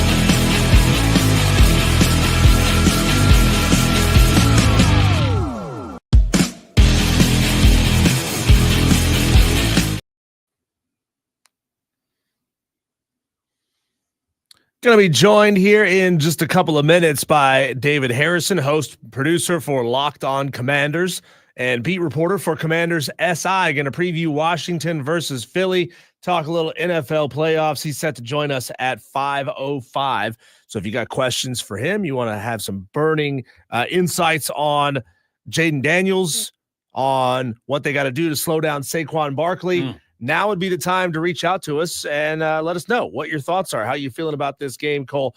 What are your initial thoughts and predictions on Washington versus Philly? It's weird to say that you shouldn't bet against Jaden Daniels, but I found myself going back and forth, Diesel. However, I do believe Philadelphia wins. I think Philadelphia wins because they have, in my mind, a little bit underrated of a defense. They have a team, a head coach, a quarterback who's been there. They've been to the Super Bowl. I do think experience matters. Diesel, ultimately, though, I think Saquon Barkley's the X factor. What I saw him do in those frigid conditions last week in the snow, and when, football slows down a little bit, I think Saquon Barkley's the X factor. I like Philadelphia to win, but I think Washington keeps this game close. This is going to sound weird coming from a Cowboys fan because these two teams are in my division. I love this matchup. I think this is a fun, intriguing matchup for the NFC, Diesel. We're not getting the same old. I know in the AFC you have the Bills and the Chiefs, right? That's kind of monotonous, kind of the same old. Andy Reid said it. Yeah. We play these teams. It feels like we play them 3 times a year. However, this kind of feels like a breath of fresh air for the NFL when you talk about a rookie quarterback doing the unthinkable. I don't know, man. I think this is a fantastic game. I can't wait. Philadelphia with Saquon or with Jalen Hurts is still still feels kind of fresh. Like it's not like we've seen him every single year. Jalen Hurts has been pretty good over the past couple of seasons. Obviously, he'll have a great season, and then he'll have a little bit of a step back season. He has a great season, and then a step back season. It's awesome to kind of see some fresh blood, some fresh meat coming into this game and making deep runs into the playoffs. I think this one's really fascinating, and I think the X factor really is Jaden Daniels and his ability to create. He is. Dare I say it, he's sort of Patrick Mahomes-like with his ability to create on the fly, with his ability to always seem to get out of the bad situation and make something positive happen. I'm really intrigued to see how this one goes. And I'm going opposite you, Cole. I think there's just something special in the water.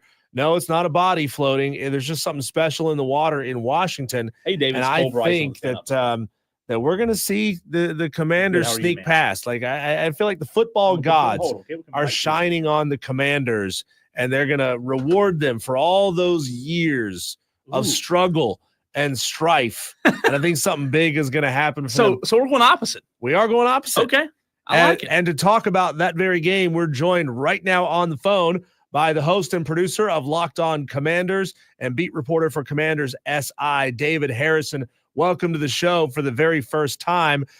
Do you feel like there is just something special in the air that's going to help the Commanders pull this one out? Like I was saying, the football gods have frowned upon Washington for so long that it feels like it's just your time to make something incredible happen and make it to the Super Bowl. I mean, there certainly is this kind of like mystique going on around the team right now, right? Just from the Hail Mary and on the last second wins, it just kind of seems like there's something that's pushing them towards it. But, when you talk to the guys and you talk to the coaches, especially Dan Quinn, like they'll all tell you, like, it may all seem like that from the outside looking in, but from the inside, it's all preparation. It's all work. It's all how they focus and how they address each and every week, like it's a championship game and all that stuff. And, it's been pretty impressive because all season long we've heard Dan Quinn talk about how they make sure every week looks the same. It doesn't matter who the opponent is, what time the game is, what channel the game is, what the standings are. Like they prepare every week the exact same way. And as we've gotten into the playoffs and deeper into this run, it really is like there might be more people at the facility this week because of the NFC Championship game, but that's the only difference. Everything else is the same. The way they're behaving, the way they're responding, the way that the locker room environment is. So, it's really impressive to see this entire team and nobody really is blinking in the face of what's happening around them. Do us a favor and give them a follow on Twitter, on X at DHarrison82. David Harrison joining us right here on the Fan Upstate. You used the word impressive, David. And for me, listen, this is tough to say because I'm a Cowboys fan, so this is a tough weekend. Kellen Moore and Dan Quinn battling it out for the right to go to the Super Bowl. However, for me, what's most impressive is the newness factor. You've got a new ownership group, a new general manager, a new head coach, a brand new quarterback. For you, when you look at the culmination of the season, is there something more than the newness that I bring up that's been more impressive, or would you side with me there? I mean, the newness is definitely part of what stands out there, and it really just has sparked an entirely different feel around the organization from a functional standpoint.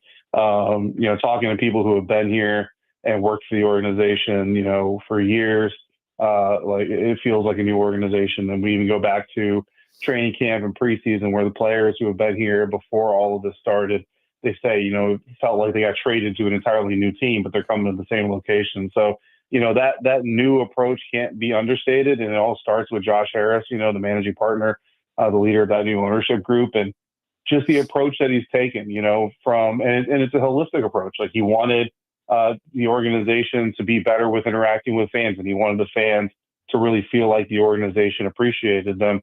And then, that appreciation goes down the line from, the team executives to the marketing staff, the sales people, the graphics people, the in-house media, not just football. We only see the football side, right? But the organization really has made an effort to make sure that every level of what the organization touches has been improved. And I think they've done a really good job. And what's somewhat exciting is just the beginning. And in some ways, Jeremy Reeves, who's been through some of the worst of it with the Washington Commanders, like he kind of mentioned after that Hail Mary against the Chicago Bears, like those types of things don't happen to this organization last year.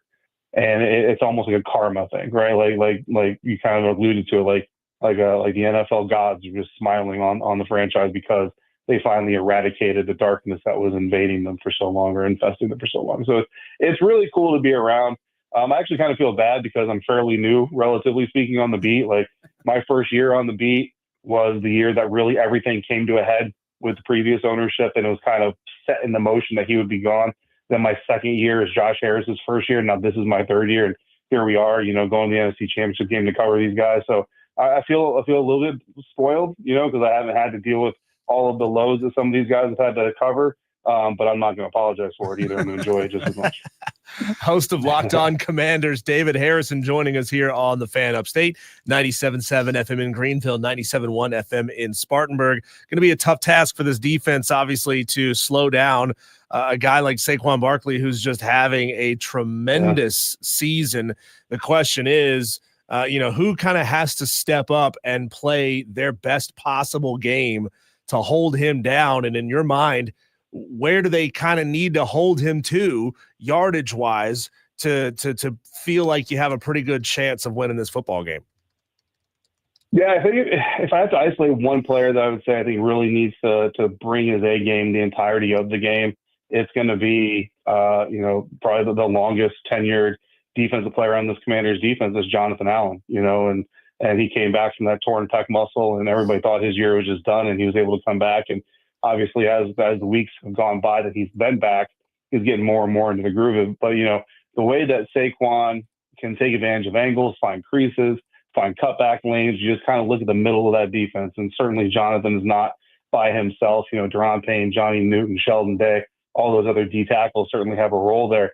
But Jonathan Allen's the veteran, the most veteran of them all. He's the guy who's been here. He's from here. Like he's got deep roots here. And truthfully, there's not a lot of certainty in his future with this organization. To be blunt about it, there's certainly conversations that are going to be had this offseason about whether or not he'll even be with the team next year. But the more he proves his value in this stretch, the better off they'll be. And again, if he can anchor at the middle of that D line and that defense, then I think they have a better shot of containing Saquon. As far as statistics go, I mean, it'd be easy to look at it 150 yards in the first game and the Eagles get the win by, one score win. It was an 8-point win, 144 yards in the second game. The Commanders get a last second win. So you can kind of sit there and say nothing over 140, and for most projections, it should be easy peasy, right? But for Saquon Barkley, 140 yards could be the first half. So I think that's kind of the benchmark you want to look at. David, I'm glad you brought those games up, those first two games against Philadelphia for Washington, because that's where I wanted to go.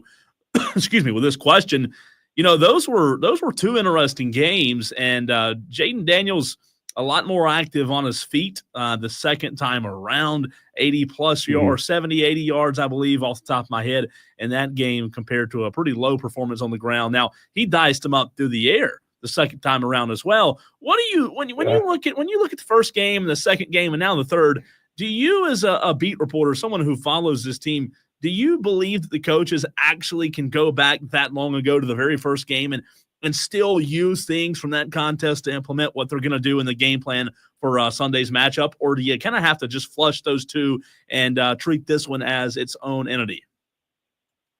I think you could take a little bit out of it, but I think the way this coaching staff is taking the approach is they're less focused on what happened in those first two games, more focused on what the Eagles have been during the playoffs specifically, but maybe even the last, 3 games going back into it. Dan Quinn and pretty much everybody around here has really made an emphasis of saying, like, it doesn't matter that you played this team twice already this season, because this is a different part of the season. And they look at themselves and look at how much better they are since the last time they played the Eagles. Well, they're that much better. There's no reason not to think that the Philadelphia Eagles are going to be that much better. So, they really look at it as almost a new competition. Now, that being said, certainly I think there's some trends you could try to take out of it. Like, it's interesting because when we talk to most coaches and say, well, this player might be active, this player might not be active, how does that change things? And typically lean on and say, look, we don't really scout each individual player. We scout how the system runs as a whole, because there's not a lot of players in the NFL that you take him out alone and the entire scheme changes. The scheme is still relatively going to be the same. But with Vic Fangio, the Eagles defensive coordinator, and the way he approached defending Jaden Daniels and the Washington Commanders, the first time they didn't blitz hardly at all. And it's actually one of the least blitzing games that Vic Fangio has called this season. And granted, he's not known as a heavy blitzer anyway, but then you go to that second game against Washington Commanders for Vic and his defense, and it's the highest or second highest blitz rate he's had all season long. So it's kind of like a Goldilocks situation where you have the low blitzing, you have the high blitzing, and now we expect this weekend, probably looking in the middle, maybe a 20 to 22% blitz rate, because that second game you mentioned where Jaden picked him apart in the passing game, he did it against the heavy blitz. The Detroit Lions found out last week why it's a really bad idea to just blitz the crap out of Jaden Daniels, and secretly, or not secretly, but privately, because we didn't have a really a big reason to discuss it openly. Obviously, a lot of people here on this beat were kind of looking at it and say, hey, look, there's a future path where the Commanders and the Vikings meet up. Brian Flores loves to sell out, against opposing quarterbacks. The Vikings defense is kind of ripe for the picking for a quarterback like Jaden Daniels.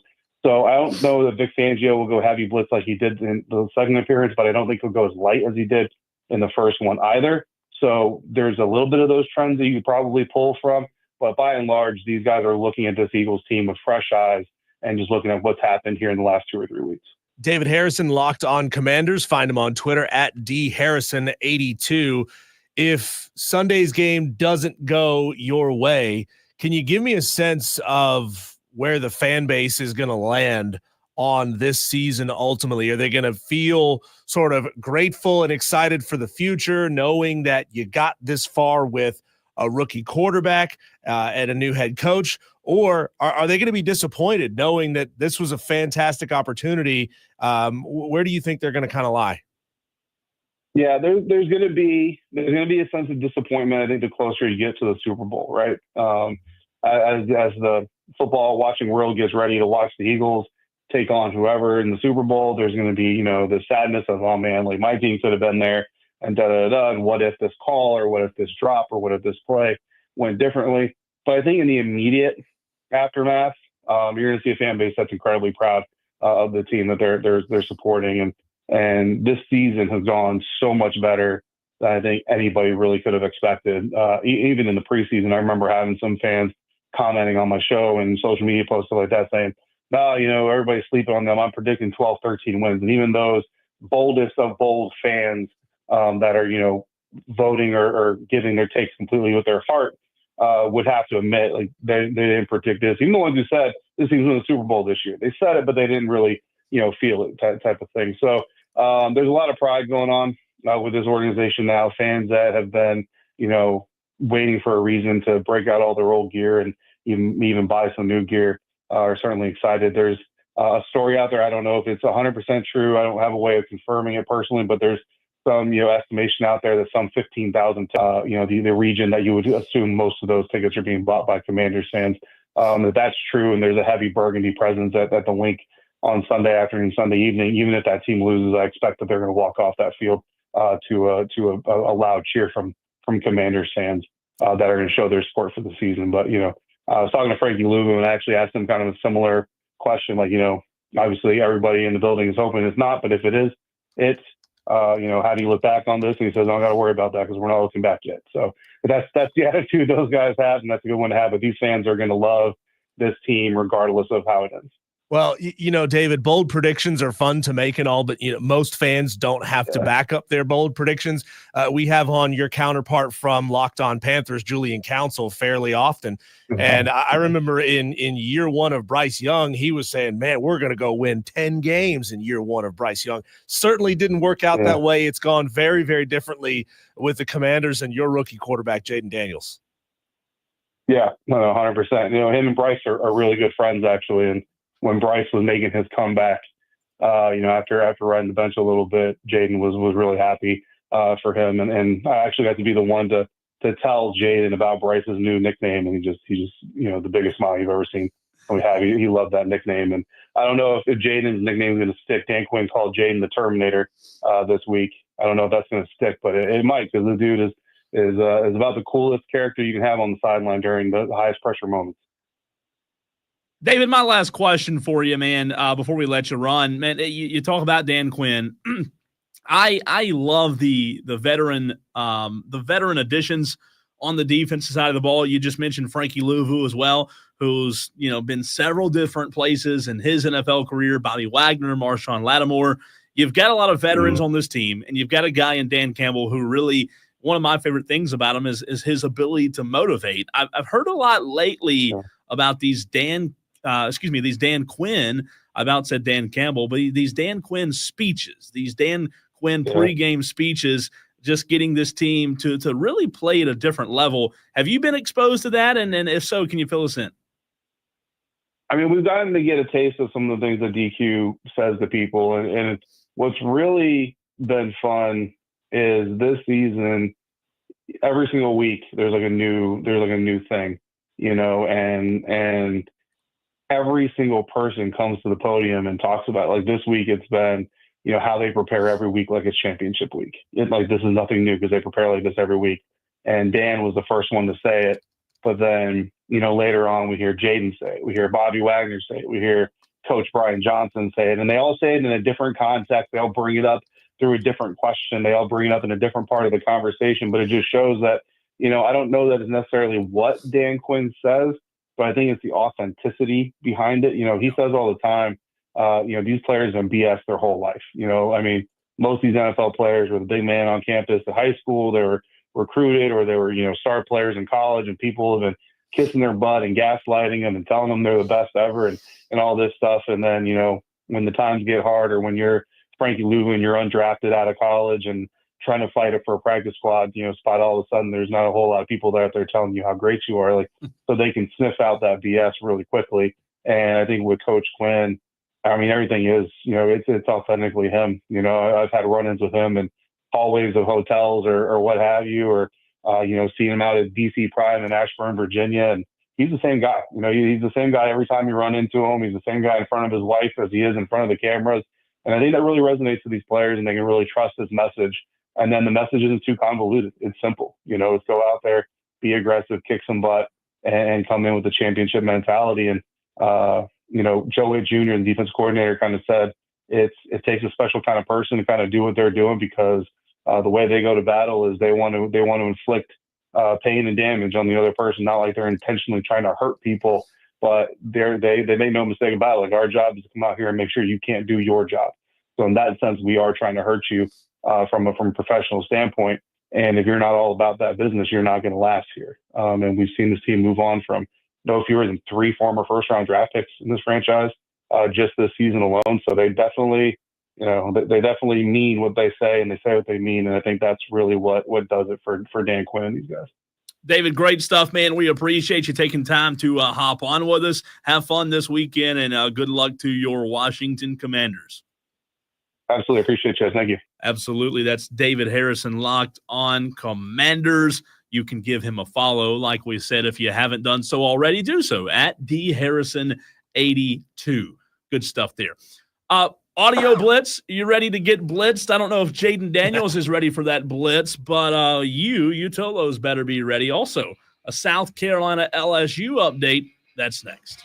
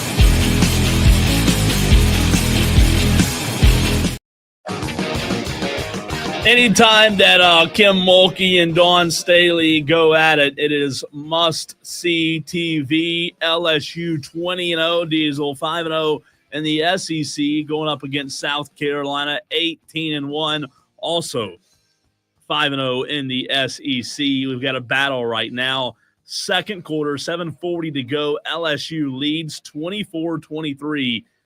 I don't know. LSU's good, but I think South Carolina probably should win this game. I say by 10 points or so. But, you know, these kind of games are going to go all the way down to the wire. I don't see either team jumping out to a lead until maybe late in the game. Cole, I would say let's get down to Columbia and get to a women's game, but you can't. They're sold out. Sold out, man. It's hard. It's a hard ticket to get a hold of. Look at that place. It's way more full for the women's games than it is the men's games. There's not a seat. That place right now would be a fantastic. I mean, they're showing the crowd shots. It is packed. There's not a seat open in Columbia right now, and that's the way it should be, man. Those are two blue blood programs. South Carolina just sank 2 free throws to take a 25-24 lead. So going to be a lot of fun to continue to watch this one as, like I said, South Carolina was a big favorite. I took LSU plus 16.5. I didn't see it getting that out of hand, but, you know, I've been wrong before, like yesterday. So it could we'll see. A little sports audio blitz for you, getting you caught up on some of the funniest clips of audio, some of the best clips of audio, some Dawn Staley in here as well. But Diesel, we got to start with NBA on TNT getting a little heated with Chuck and Shaq. You don't feel a responsibility when you are under contract for this season to play this and next year. By the way, let me preface. We're talking about Jimmy Butler, you know, who's had some issues in Miami. Missing flights, missing shots, not playing. Here's Shaq and Chuck going at it. You don't feel a responsibility when you are under contract for this season to play this and next year. I do, but I'm not going to go all out. I was ready to say the other way. I'm not going to go out play, but I'm not going to go out, especially like. You're not going to play hard? No, listen, I didn't say hard. I didn't say hard. I said I'm not going to go all out, especially if we're not going to win. You don't feel no obligation? Because you know what? At 35, what if I tear a knee and get hurt? You still going to make $50 million? You got $50 million coming. Bro, I want more, man. You keep talking about 2 years. What about year 3, 4, 5, and 6? I want more. Because if you were that good at that time, your extension would have been longer. No. You signed a deal that you thought was great at the time. He's old. Michael Jordan, let me give you this example. Yeah. Michael Jordan played for $2.3 million. I understand. Like when he was there, and then said, I signed the contract, I'm going to play. Period. That's what the now I could ask for more. And he never did. But Jimmy could ask for more, but he still has an obligation to show Michael Jordan didn't believe him. He has the obligation to show up. He retired. Business of basketball. He came back and played for Washington. Yeah, he did. But also the business of basketball, go all out. Listen, go all out. You owe that. You owe that to your teammates. You owe that to the fans. You owe that to the franchise. No, you owe it to yourself. No, you owe it to your teammates more than. That's what I said. You can get mad at the Miami Heat organization, but the fans of Miami and those guys in that locker room, they ain't got nothing to do with you wanting a contract extension. Okay, Ernie, to your point, how come people don't play hard in the All-Star? How come I wish we all had an answer to that. But they don't go. There's no consequences for losing an All-Star game. No, they don't go. There's consequences. They're not on the contract. There's one reason they don't go all out in the All-Star game because they don't want to get hurt. So where do you decide here? That is fascinating. 110%, just because it can't go any higher. Everybody knows 110% is as all high as it goes. Give, that's right. Yeah. Is Chuck? Come on, Shaq. Who are you right now? I'm going to play soft. I'm going to play lackadaisical. I'm not buying it. I'm genuinely not buying it. That sounds like a fake, made-up opinion, just for the sake of creating an argument on the show. Because I'm sure that's never been done. Because Shaq was a fierce competitor, and you know that. And look, I mean, the truth is, Cole, if you choose at your age, Jimmy Butler, he's 35 years old. Really? Who's that? Jimmy Butler? Is he really 35? Yeah, I think so. Oh my God. At 35, you start taking the day off. You start giving 80% instead of 110%. Now the conversation becomes, number one, you're a bad team player. You're not a good sport. That's right. Number two, maybe the conversation turns to maybe he can't do it anymore. I know. Maybe his skills are diminishing because clearly his output is diminishing, so that the next place he goes to doesn't feel obligated to give him that huge contract because he's not showing he's still worth it. You know, production is one thing. Attitude in your locker room is another thing. I could not disagree with Shaq more. We live in a what kind of society? Me. And look, I get the business side of it, but I also agree with Chuck and Kenny. When you're making $50 million, I mean, let's talk about business. This is why people's confidence in the NBA is eroding. You're going to be okay. I don't like it. I don't like it either. I think Jimmy Butler's in a tough situation, but still play for to Kenny's point, and Ernie's point.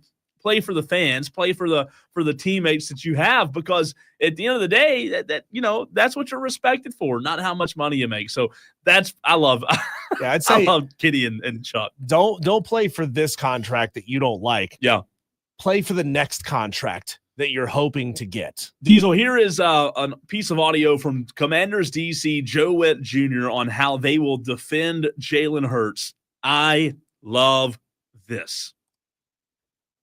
If he's going to run the ball and if the coordinator makes a decision for him to run the ball, we're going to treat him like a running back, and we're going to hit him that way.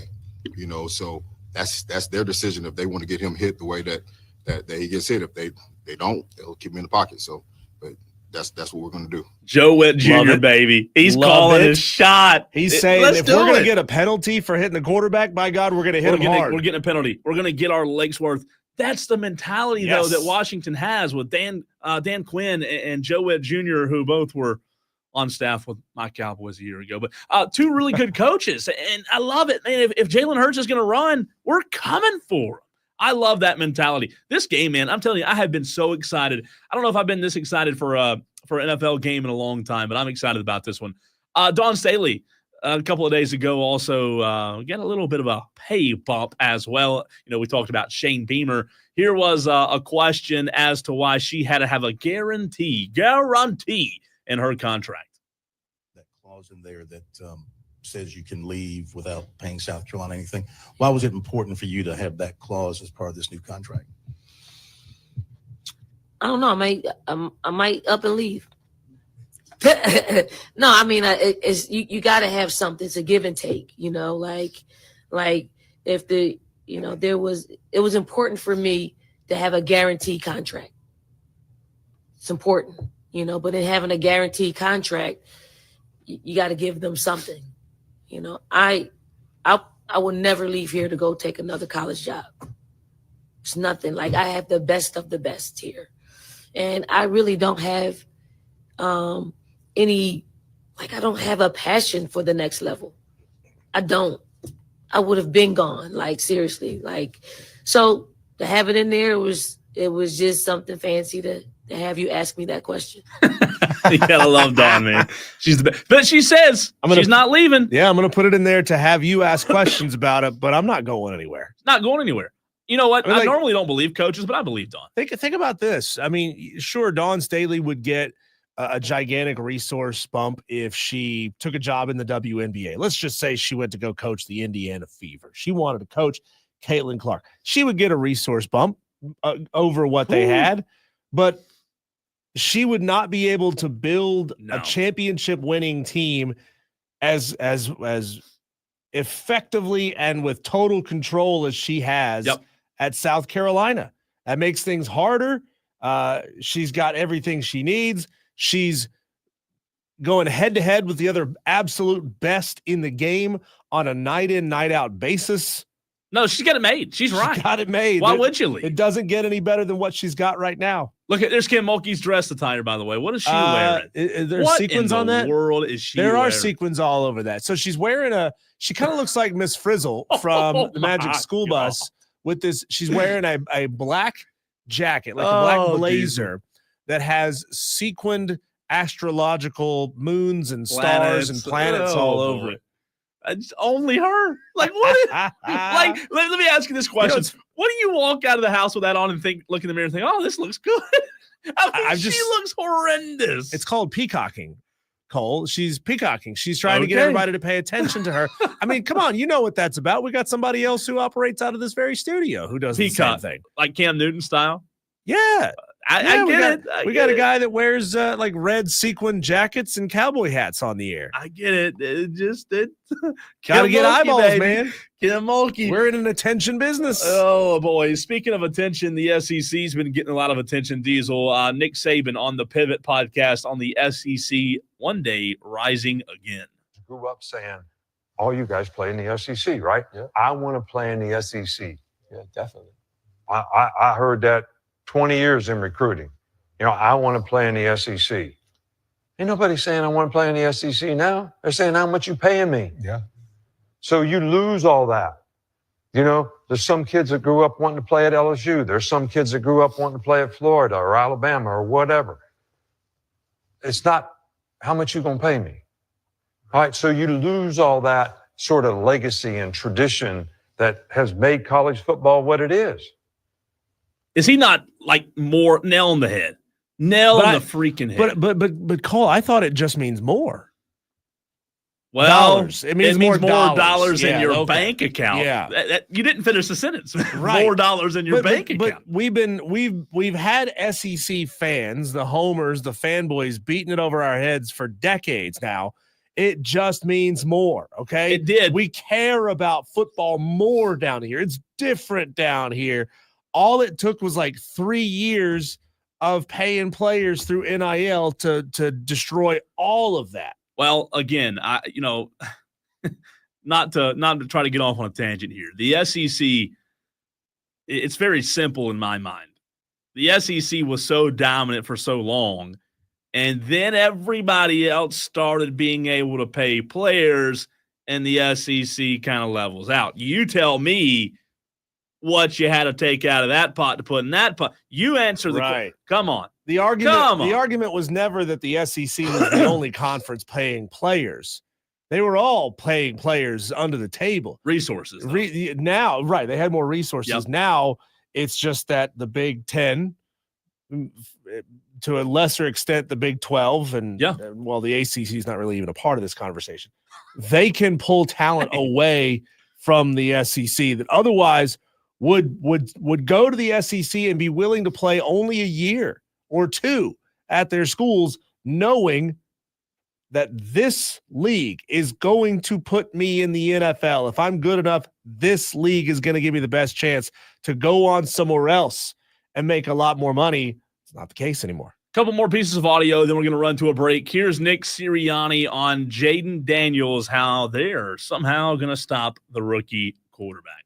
Is there like a comp that pops to your mind over your time in the NFL of young quarterback like that elevated a team so quickly? Yeah, I guess I've never really thought about it with him. I just think he's playing really good football. He makes good decisions with the football. He's really accurate with the football. Is able to create with his legs and extend also and make plays with his arm. And I just got a lot of respect for how he's playing, and know we'll have to be on top of our game to stop him. A lot of respect there from Nick Sirianni. And then one more, Diesel. This was, Jason Smith and Mike Harmon, really interesting piece of audio on Patrick Mahomes all of a sudden becoming a villain. Just kidding. That audio says no longer available. Well, we tried, but he is. It's interesting how, Patrick Mahomes, I remember going back to the very first Super Bowl he played in, watching that game. They lost the first one, but being so enthralled with Patrick Mahomes. Now, fast forward to 2025, everybody's sick of him. You're exhausted with it. That's the way we are, though, as sports fans. Tom Brady. Steph Curry. We were that way with Steph Curry. We couldn't get enough Steph Curry It's until sad. We'd had enough. And it's like, okay, show us something new. I think, Cole, there's a tipping point around 2.5 championships for any individual player or any individual franchise that once you cross that 2.5, you get up into 3, people are like, that's old hat. I'm tired. I want to see somebody knock him off. That is a fascinating question as to how many years it takes to be able to be looked at as, a villain. And look, I know we don't have that piece of audio because it was on the prep sheet and it's unavailable now, but he is. And I think it's in large part due to his style of play. The best point guards in the game, Diesel, when they get contact, they bump their head back and they get calls. It's just part of it. Patrick Mahomes is not as liked as he once was. And I'll tell you this, I think there are a lot of people pulling for Buffalo this weekend. You know, if Patrick Mahomes in press conferences just admitted to it and said, you know what? Yeah, I didn't ask for this. I didn't go to Roger Goodell. I didn't go talk to the official and ask to be treated differently, but it's happening. Call it out. Admit that it's happening. Then maybe people wouldn't look at you in the same honesty, way. huh? When Honesty. we come back, Cole, if you had a chance to play video games with anyone in any context, who would you want to sit down? Like you play a little game of NCAA 25 when it comes out. Who would you want to sit down and game with? That's coming up next.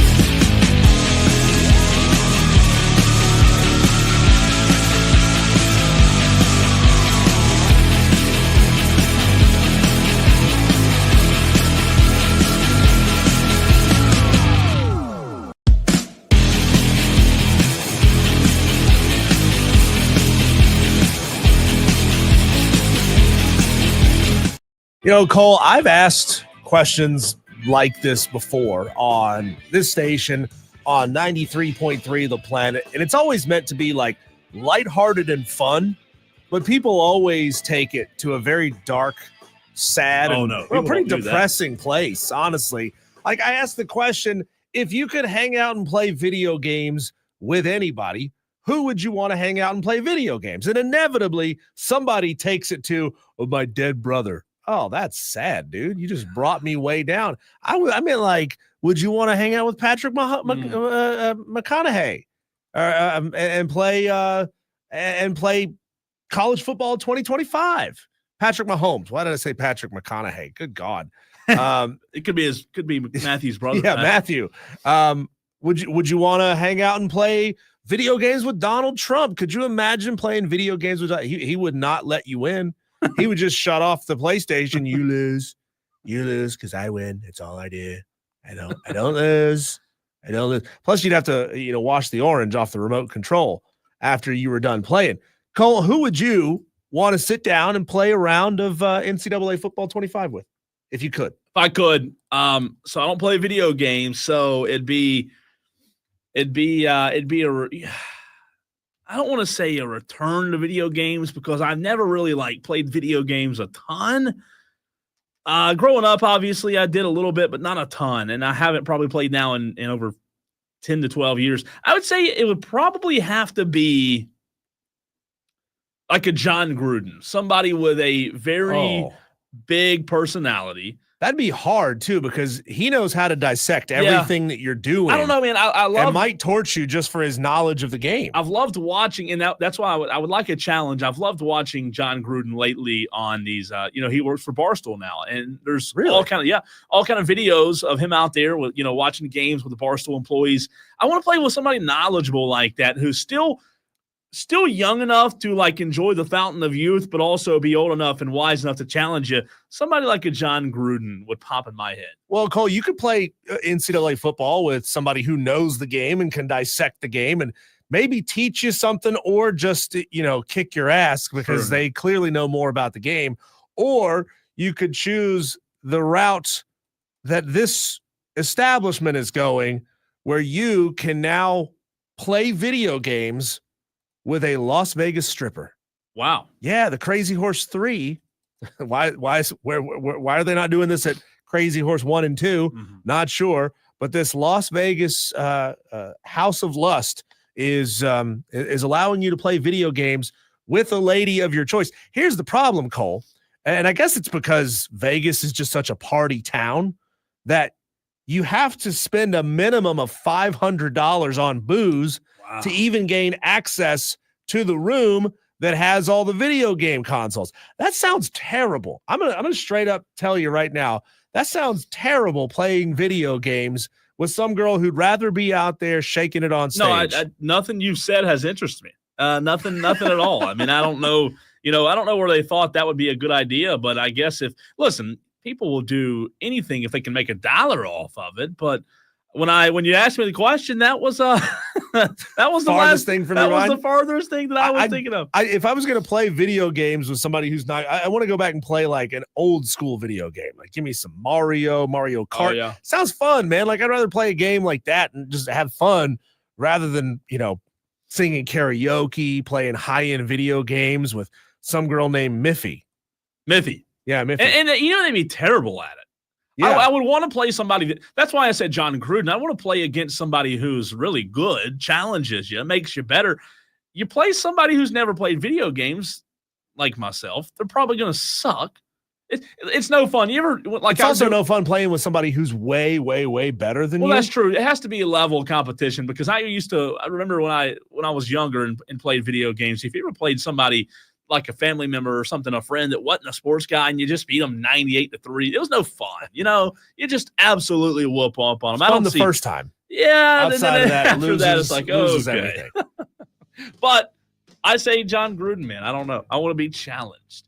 Speaking of challenge, Diesel, are you ready for a little bit of a challenge? Let's put ourselves to the test in the very next segment. Texter says, I want to play Wii Sports with Sky Bree. Texter, you're bad. You're terrible. You're funny, but you're bad. Speaking of a challenge, let's do a little predicting. Let's get our prediction hat. Did you bring your prediction hat with you to work today? Is it in your bag over there? I hope it is. I got this one right here. Does that count? That'll work. Well done. Predictions: AFC Championship, NFC Championship, and then we'll take it one step further: Super Bowl. Hey, and let's even go back to college basketball. Let's predict the best conference in college basketball, the SEC, as well as the ACC. A little prediction time. That's next.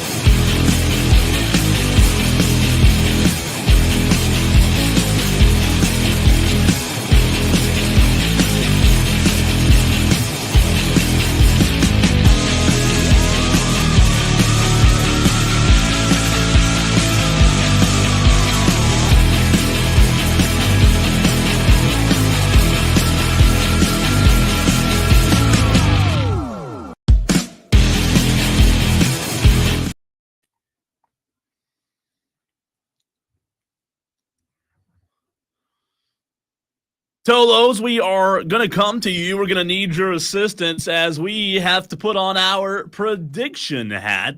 Welcome into hour number 4 of the program. He's Diesel. I'm Cole Bryson. 122 watching right now on Twitter, Facebook, and YouTube. You can watch the show live there if you had not heard, if you did not know. Again, Twitter, Facebook, and YouTube. Let us know, Tolos, how we're doing on these predictions as we go through them. Also, want to hear from you. Interactive, excuse me, I can't talk. An interactive show is what we're looking for here because we want to hear from you on these AFC and NFC championships, Diesel, starting tomorrow. We'll also get into a little basketball as well. But 2 big games this weekend. We've talked about them. We had David Harrison from Locked On Commanders on the show earlier, a fantastic interview. If you missed that interview, by the way, you can go back and catch it on the free Odyssey app. Let's start with the Commanders-Eagles game that we talked about in the 5 o'clock hour with David Harrison. You know, this is a game, Diesel, where Philadelphia is favored by 6. We know that these two teams play twice in the regular season because they're in the NFC East.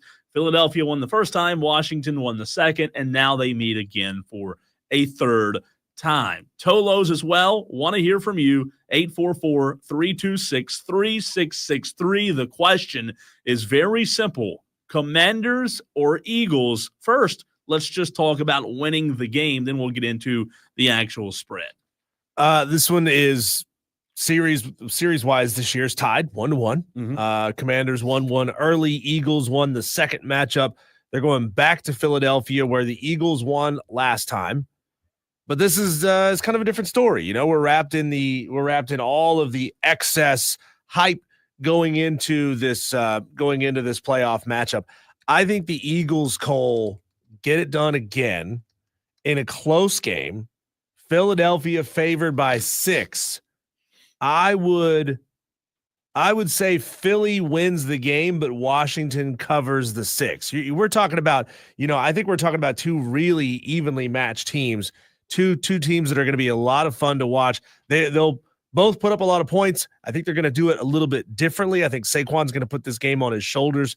For the Eagles, Jaden Daniels is going to have to do it through the air with his arm. But I think when you're dealing with a tough road environment, as the Commanders are going to be doing, that just adds a little something else, a little something different. And I think the Eagles get it done on maybe a late field goal, maybe even into overtime.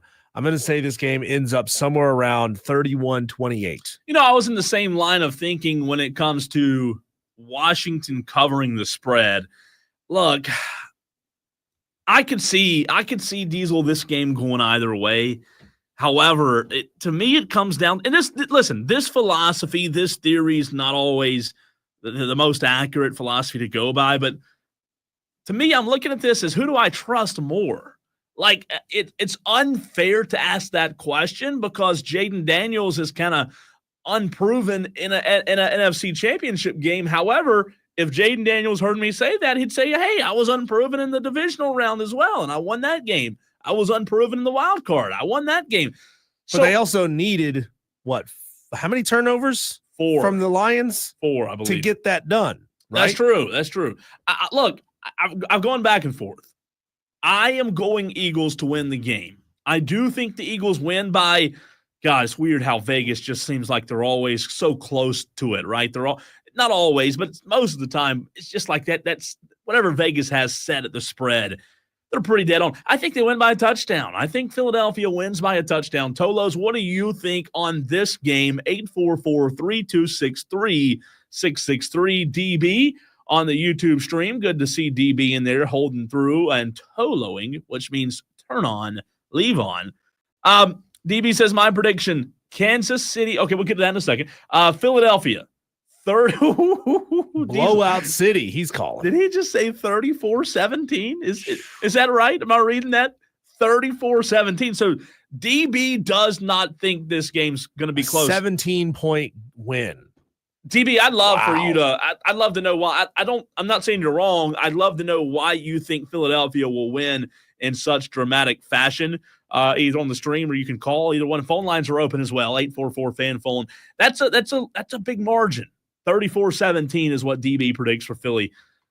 I'd be surprised if it were that big of a margin, wouldn't you? I don't think it's going to be that big of a margin. I mean, I would be shocked, and the weather's going to be cold. Last I looked, and I'd had to look to see if there's been any update on this. It's going to be kind of rainy, possibly snowy.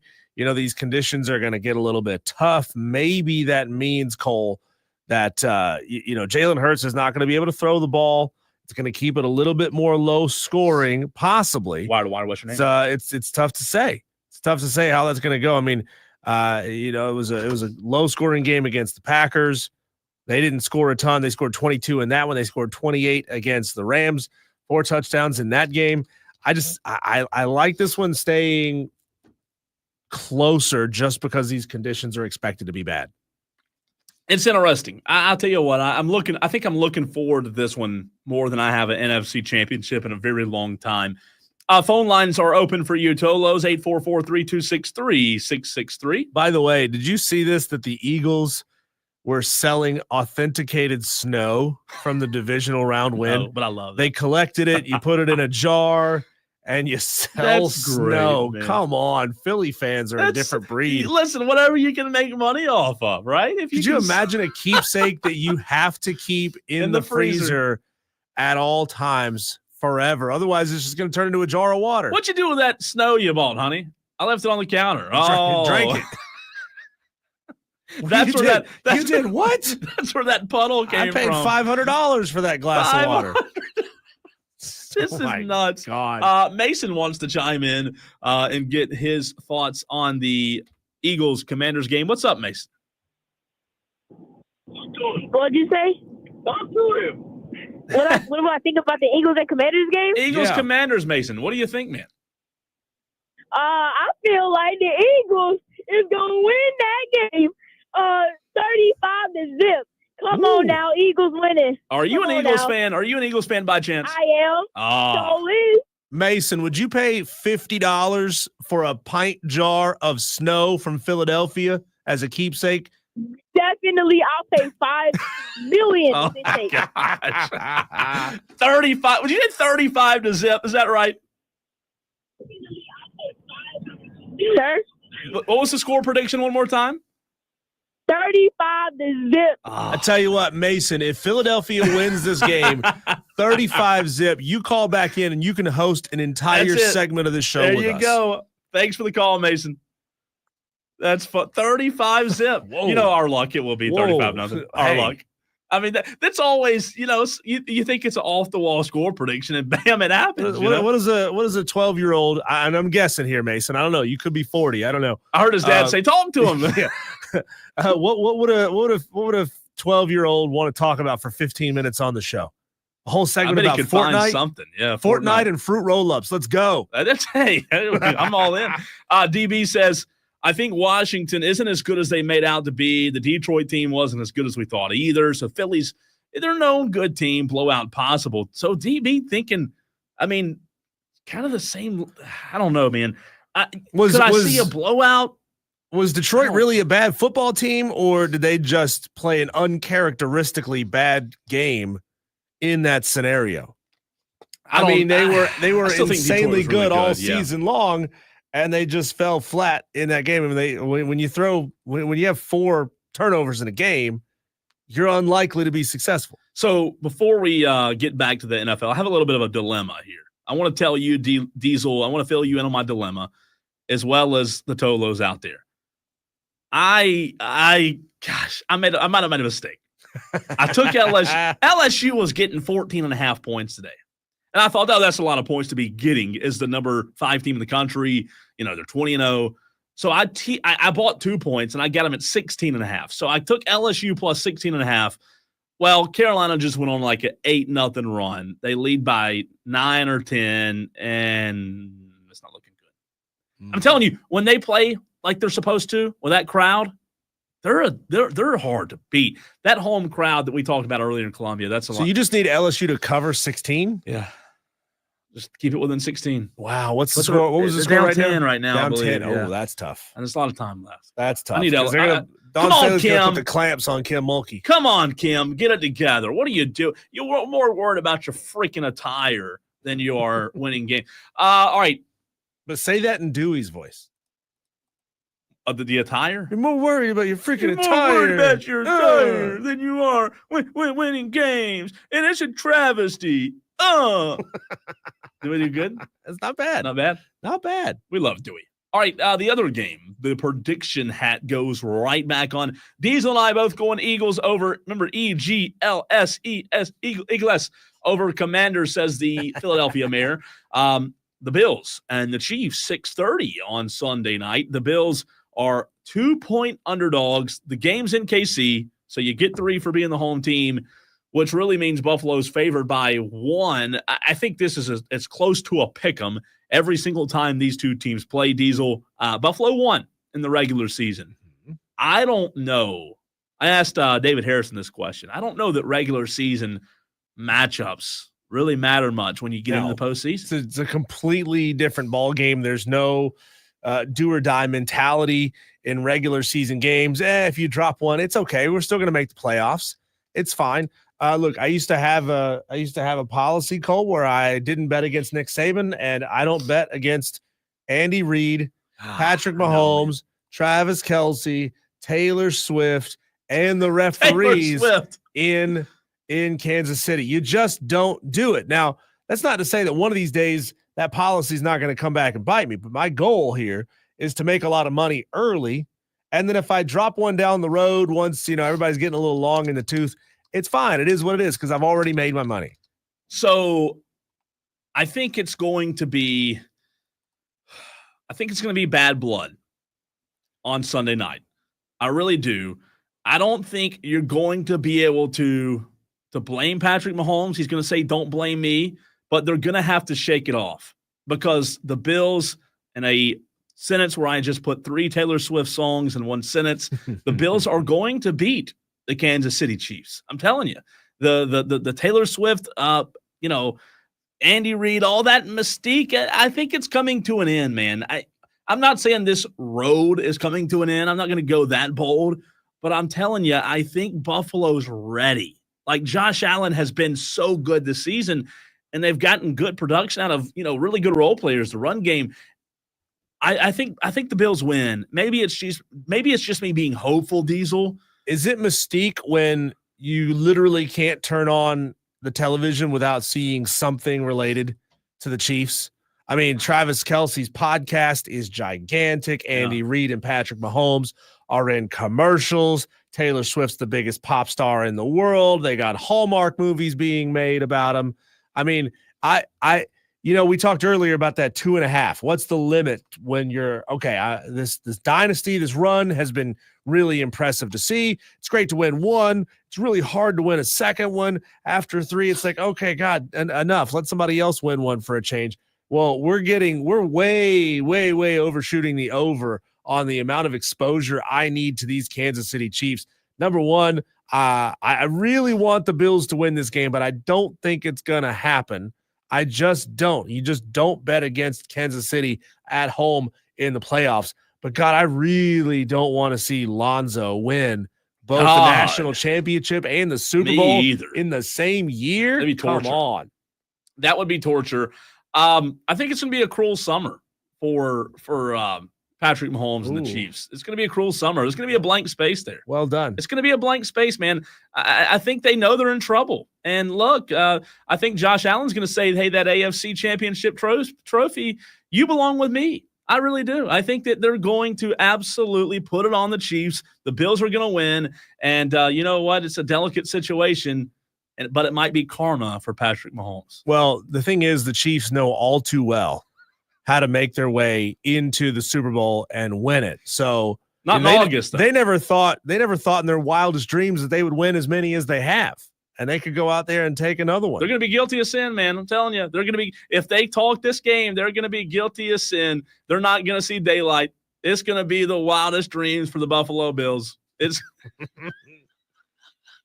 No, people are listening right now like, what is happening on this show? We're literally just reading Taylor Swift songs and trying to make it make sense. Don't you feel like this franchise is a little bit enchanted, Cole? Don't you think, There's bad blood, man. I knew you were in trouble. I really did. And don't blame me, says Josh Allen, when I take that trophy. Oh, God, that's terrible. We got to stop. We're going to get banned. Madcraft says Buffalo will be coming up short again. Oh. Is that a Taylor Swift song or no? I don't think so. Okay. I think he's saying Buffalo's going to lose. I don't know, Matt. I have a different feeling when it comes to this one. I just do. He says, what if they won but lost the Super Bowl to Washington? That would be bad, wouldn't it? You beat the Chiefs. Talk about snatching the chain on somebody. If Jaden Daniels snatched the crown off of Patrick Mahomes' head, wow, man, are you serious? You know what? I hadn't thought about that, Madcraft. That would be bad if the Bills beat the Chiefs. They get over the hump, right? They're there, and then the Commanders beat the Bills. That'd be bad. You let a rookie quarterback beat you? I don't know. So I have Philadelphia, Buffalo, Super Bowl. You have Philadelphia. I have Philadelphia, Kansas City. Okay. Yeah. And in that illustration, if that were to come to fruition, Diesel, Kansas City wins, or would you have Philadelphia winning the Super Bowl? I think I'd still go KC with Patrick Mahomes. Three-peat? Yeah, I Three-peat? don't. Are you It kidding me? sounds filthy. Those words coming out of my mouth sound dirty, and I don't know, like I'm surprised. Texter says referee's going to be like, "Look what you made me do." This could be a whole segment of making Taylor Swift song titles into Josh Allen memes. G chimes in on the text line. NFL road to the Super Bowl. Eagles over the Commanders. Bills over the Chiefs. And then the Bills over the Eagles. You know what, G? I think I agree with you. I think your exact text is my pick as well, my prediction. I think the Eagles beat the Commanders, which I said. I think the Bills beat the Chiefs. And then in the Super Bowl in 2 weeks, Diesel, I think the Eagles lose again in the Super Bowl. Do you think if the Chiefs don't make it to the Super Bowl that Patrick Mahomes and the Lombardi Trophy are ever getting back together? Yeah, I think so. I I thought you were going to say never. No, never, ever, ever. No, I think they will. By the way, it's 45-38 right now. South Carolina leads LSU. You're feeling good about yourself now. Now you're down 7. No. I want a tie. I want LSU to tie this game. I want South Carolina to win, but I don't Still want them to win. a long way to go. It's a long third quarter, fourth quarter. Yeah, still a long way to go. Can we go to quarters in men's? Why are we doing halves in men's basketball in college? I just want to know why Kim can't dress like Dawn. Dawn just looks like she's in style, man. Like she looks. Matt Krause says, I like the Chiefs and I like Washington. I must be crazy, but Daniels may be able to win the damn thing, says Matt Kraft. Fascinating. I don't know. I think, you know what? It's bad for me to do that to Jaden Daniels, but I think he's got to prove it to me. I think he does. I'm not going to bet on him yet, Matt Kraft. I'm not going to bet on him yet. If he proves me wrong, then so be it. But I'm not going to bet on a freaking rookie quarterback. It's not happening. When we come back, Cole, we go to the bullpen and we bring in our good friend Grayson Mann from TigerNet.com. We had a fantastic conversation with him earlier. We talked Clemson football and recruiting with Dabo Sweeney. We talked baseball and all the big changes coming to Doug Kingsmore Stadium and Brad Brownell. What words would he use to describe this 2024-2025 team? That conversation coming your way next on the Fan Upstate.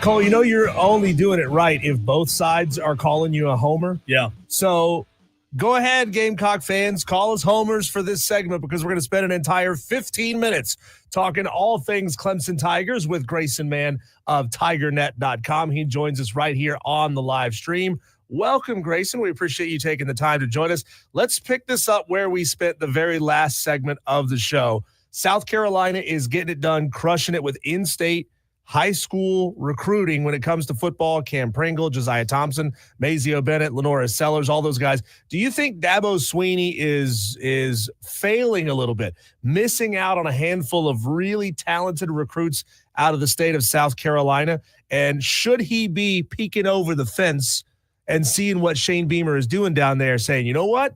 I'm letting too many homegrown guys get out of the state. I'll swing for the fences early. I love it. But I think each situation is different, and it's so fascinating to see how two different programs are operating right now within a couple hours of each other. I think for Swinney and Coach Beamer, it's going to be about the right fit for them, and Clemson's always had a unique recruiting philosophy, and we're about to release another insider on TigerNet just about the national work that they've done for the last couple weeks. And for Matt Luke, it's been chasing tackles in Ohio and having a couple of them announce that Clemson's in the top lists of their running. So it's just a matter of where they see fit. Clemson's done a lot of work on a kid named Kentavion Anderson out of Dorman, who is one of the best safeties in the state and certainly is growing as a national product. That'll be a race between the Gamecocks and the Tigers there. But yeah, I don't know. Failure it's different, I guess, depending on who you ask, but maybe Clemson does need to approach that in-state maybe a little bit more. But I think where they are right now, they're in an interesting space given the portal usage, given how 2025 shook out. I think a lot of fans are probably concerned, and it's probably fair given the amount of decommitments. But I think 2026 is going to tell us a lot about the state of this recruitment between these two programs moving forward. Grayson, speaking of telling us a lot on the hardwood in the last 4 games, including an overtime win for Clemson, Brad Brownell and his team, they've told us a lot just about who they are. Obviously, a trip to Blacksburg tomorrow against Virginia Tech. How do you look at Clemson basketball being, this sounds weird to say, but right there at the top of the ACC, and here we are in almost February? Yeah, isn't that fascinating what Brad Brownell's been able to do? This is their second 8-1 start in the ACC in the last 3 years. They've really done a phenomenal job, and I think this year, once again, it's the utilization of their homegrown talent and the portal, where you have Jaden Zachary and Chase Hunter, just to be an example of two different players on two separate journeys coming together at the right time. Chase Hunter's having a career year. He's the ACC's leader in three-point percentage. It looked to me in October that it was going to be Hunter being the one that, hey, this team's going to go as far as he's willing to take them. And in March, in their Elite Eight run, he was their best player on the floor, with PJ Hall dealing with some foul trouble and then Gerard not having the best shooting tournament. And Hunter, that was more of a preview for what this year was going to look like. But I think for this group, the guard play in particular, where you look at guys like Dylan Hunter coming off the bench and providing some solid minutes, Del Jones being a real twitchy athlete in that reserve spot. It's a really unique team that relies on a couple of figures and names that you maybe don't really recognize, but they're really starting to pay off, like guys like Chauncey Wiggins as well. Clemson's undefeated when he makes double figures. That Pittsburgh win, Cole, there's been a lot of times in the last few weeks where, at least in my history with Clemson basketball, you wait for that landmine game. Louisville comes to mind a couple years ago, where that was the straw that broke the camel's back in their tournament run. And you haven't really had that quite yet. Tomorrow could be that mark where Virginia Tech's a historical house of horrors for them on the road. But all intents and purposes, this team has shown otherwise, that they haven't had that kind of loss yet. And I think if they continue to stay the course, not only this Duke matchup in a couple weeks will be really fascinating, but this is a team that's capable of another Sweet 16 kind of run in March when it comes around. Grayson, I'm going to give you 2 adjectives to describe what I've seen a lot from several games with this Clemson team: unselfish and patient. Unselfish because they do a really fantastic job moving the ball around. Patient because you even go back and just watch that Syracuse game. They were taking a lot of shots under 10 seconds on the shot clock. They were really moving the ball around, looking for not just the first good shot, but the best possible shot. There's 2 from me. Can you give me 2 more words that you would use to describe this team this year? I would say opportunistic and swarming are the two words that come to mind for me. And this defense is, along with Jaden Zachary, who we just mentioned, might be one of the better on-ball defenders that I've seen, at least with my own two eyes in person, in quite some time.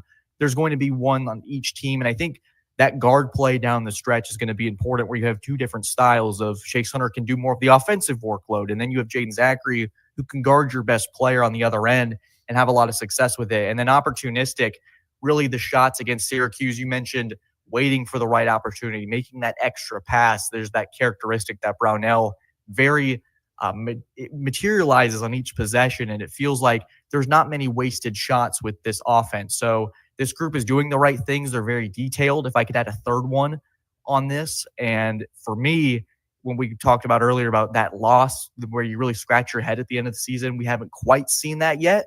And I think it comes down to just the details in this team that's continued to build. And it's quite impressive given the different look that this group has had in the last couple of years. Grayson, you talked about some guys who are really doing the offensive duties for Clemson, but Clemson's 9-2 this season when Victor Locken scores in double digits. So, he's a guy that we've talked about a lot, battling some sickness as of late, but now that he's starting to kind of form into his own, is he the guy that when he does explode offensively, and I say explode, he had 16 against Syracuse, is he the guy that adds that added wrinkle for this Clemson offense, or would you say that's someone else? I think Locken's one of those players for sure, Cole, and what's really unique about him as well is that you can go 5 out with shooters on this Clemson offense, where Locken on occasion can give you a couple of 3-pointers in any given situation, and Shefflin and the rest of that starting 5 is capable of that. So it really stretches you out as a defense when you have to keep in mind that this 6'11" Russian is capable of pulling from deep, and it really changes the dynamic of how you guard these teams. Yeah. And I don't think Clemson at times necessarily had that last year, and you have that added element. And obviously Girard was a big part of that offense. PJ Hall was continuing to get better as a 3-point shooter, but this team is a little bit more efficient in my eyes when it comes to that shot creation and being able to do a little bit of different things. And I think it's important to also keep in mind that Ian Shefflin's been dealing with a back injury for the last couple of weeks. So they're not doing this at full strength. And I think this week off after Virginia Tech is going to be a really crucial stretch to where they might be the winners of 5 straight and have a couple more games where on paper they're looking to be the better team. And then you welcome Cooper, Flagg, and Duke into the mix. And that could very well decide first place in the ACC. But Clemson's in a prime spot for a double bye right now, and that's exactly what you want if you're Brad Brownell. How free is Brad Brownell on letting Victor Locken shoot that 3? Because he has a good-looking shot, and he had a handful of them against Syracuse. Is it I let you attempt 1 or 2, and if you're just not anywhere close tonight, stay inside the paint, play post, play down low? Or is he kind of giving Victor free reign to just take that shot? I think trust has always been a big thing with Brownell, and just the idea of, especially when it comes to the bench play, of just earning the minutes that you're given. And I think for Locken, obviously his threat's going to be felt inside. He's a really great post player and does a really great job on the defensive end as well. I think he's one of the ACC's leaders in blocks, if I'm not mistaken. And this is cold. And for Brownell, it says, hey, if you can do it, go for it. And Locken has certainly earned that trust. I think we've talked about in this segment about making the right shots, and sometimes there will be 6 or 7 seconds left, and Locken will creep back out to the top of the key, and he's able to rein in a couple threes from that spot. So it's just that added, I think, attention to detail where making that extra pass just happens to have Locken and your center at the top of the key. We don't see that often. It reminds me of sort of Porzingis in a sense on the Celtics, where you have this monster of a stature shooting from the logo. So it's a very strong advantage that this team has. And when it comes to your bigs and you can stretch them out, a lot of good things happen for your team, and we're seeing that with this Clemson group. What do you think, Grayson, as we're joined by Grayson Mann of TigerNet.com, what do you think the ceiling is now that we've kind of gotten a good gauge, right? We know what Clemson basketball did a season ago, and, we've had the conversation many times, and so have other, Clemson fans about Brad Brownell. And even after the Elite Eight run, it's like, okay, well, now he's got to do it again. Well, what do you think the ceiling is now that you've got a good feel for this year's team and an ACC that feels winnable? I've never said that before, but still, it feels like Clemson has a shot to really replicate the 2023-2024 season. Just starting with the ACC, I think the 3 teams right now that I'd pick to win the conference, I think Duke has to be the overwhelming favorite just because of the talent that they possess.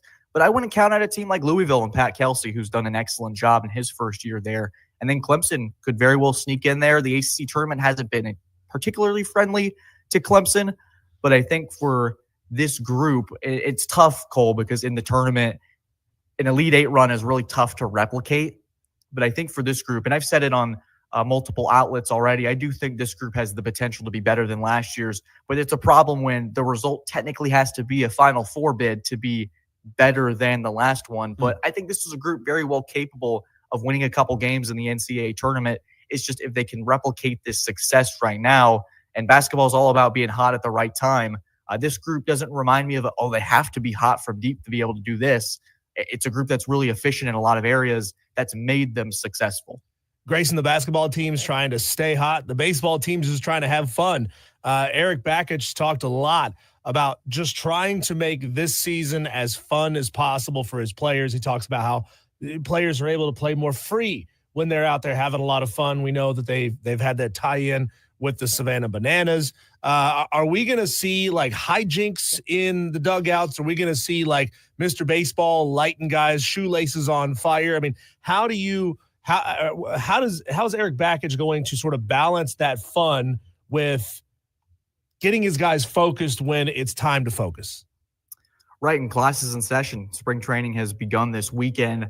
And it's really funny, Bakich mentioned that exactly right there, Diesel, about there's been a lot of fun for the last couple months. You have people riding out on horses for a walkout, and the Savannah Bananas coming into town, people doing backflips. It's been a really entertaining, from just an outsider's perspective, to watch this team grow. And Bakich said that was important to make these kids feel like they're young again and try to make this sport as simple as possible before we talk about swing angles and all this meticulous stuff that comes with the sport. And he feels like if you can get them to play free, that rest of the angle, the details, all that stuff becomes a lot easier to embrace. And I was talking to somebody yesterday about this, just Bakich's understanding of NIL and trying to retain these players' individuality while still maintaining a culture about the team and putting the team over the self. And it's just been really fascinating to see in year 3, he continues to address presentation. There's a new script by Home Plate. There's a lot of things happening at Doug Kingsmore that I think fans will be excited about. And so there's just a real right combination that Bakich understands about where this program is and the expectations of where they can be in the summer and potentially in Omaha. When you talk about those additions, one of them being wet and pleasing to those who are thirsty, Grayson, you talk about having a home field advantage. And throughout the postseason last year, I mean, even talking about the opposing bullpen being moved. I snuck down last year during the Coastal Series, and right there where the fans gather behind the Coastal bullpen, on the opposing side, it is intimidating. But Bakich talked about wanting to make that more intimidating. Add in beer sales. He said, I want the beer drinking crowd at these games. It seems as if, kind of going off of what you guys were just talking about in your answer, that Bakich is willing to do whatever it takes, even if it's alcohol sales, to get fans in the seats. Yeah, there might be some Michelob Ultras or something by that visiting dugout. He said it was way too comfortable over there for opposing teams, and I'm sure he wouldn't mind a fan or two that's maybe a little inebriated to be going over there and chirping, but all doing it at a responsible level, of course. Yeah. But it's going to be quite the interesting spring, Cole, when you introduce that aspect into any sort of college venue. But for me, I'm curious to just see how it all unfolds from the press box at Doug Kingsmore. Real quick follow-up to that, is there any other sports? What other sports right now, and I just thought of that when you said that, when you talk about beer sales at Clemson baseball. Is Clemson baseball setting a precedent when it comes to beer sales? I don't have all the information as pertains to alcohol sales. I've heard some musings about potentially Death Valley being a spot, but again, I have no information that would confirm or shut that down. But I do think that I've seen other universities, I've seen my friends begging for it to happen. So at some point it probably will. I don't have any information whether that's true or not, but it wouldn't shock me if we see in a couple years, months, days that, hey, Death Valley, go get your beer sales on. So maybe we'll see. Grayson, we were talking earlier in the show about, Shane Beamer's new contract, his $8+ million a year contract, and the expectations having to rise to go with that new chunk of money that he's getting. Can you talk about Eric Bakich's now, I guess, floor, minimum expectations of where Eric needs to have this program year in and year out is a regional, just getting into a regional enough, is hosting now the floor, is making a super now the floor for this program. David and I talked about it on our podcast this morning that he spoke with someone on the team saying, hey, just give it to me straight. Is this a team that's set for Omaha? And the response was not BSing you here. If we don't make it to Omaha, either the coaches screwed up or we had a lot of injuries. So there is high expectations for this group to get to that next step. And you've seen a really incremental look at how this team has grown under Bakich. It's the regional host after going on an absolute tear after starting out pretty poorly in year one. Then year two, you're a super regional. You have all that controversy. I was with Cole watching that Florida series in hot Clemson summer and Bakich getting the crowd fired up. But this could be that pivotal year where they make that next step. For me, it's going to be about that pitching staff. They're going to be loaded on offense. They brought in a pretty fantastic transfer class that's going to bring that starting 9 just a little bit more juice. But it's going to be about building around Aiden Canuck and seeing how this group can add a Friday starter. Who's going to be that guy that can carry the load? And once Clemson gets into that sort of battle in these series, because this is going to be a team in the regional, super regional again, and that's the expectation. But once they get into those battles where the bats aren't as hot and you have to win those 2-1s, those 3-2s, can this team do it? We're going to find out pretty soon. I said last year that Clemson baseball, and you look at how many games, Grayson, they had to come back and win. I said that I thought Clemson had to do a lot of the chasing a year ago. And in order for them to your point, make it to Omaha, I think they've got to be the chased this year. So I think that the comeback wins are great, but you got to handle business when you can. So it's going to be a lot of fun. Grayson, you're the best. Appreciate your time, man. And we look forward to doing it again soon. Absolutely. God bless y'all. Take care. Thanks.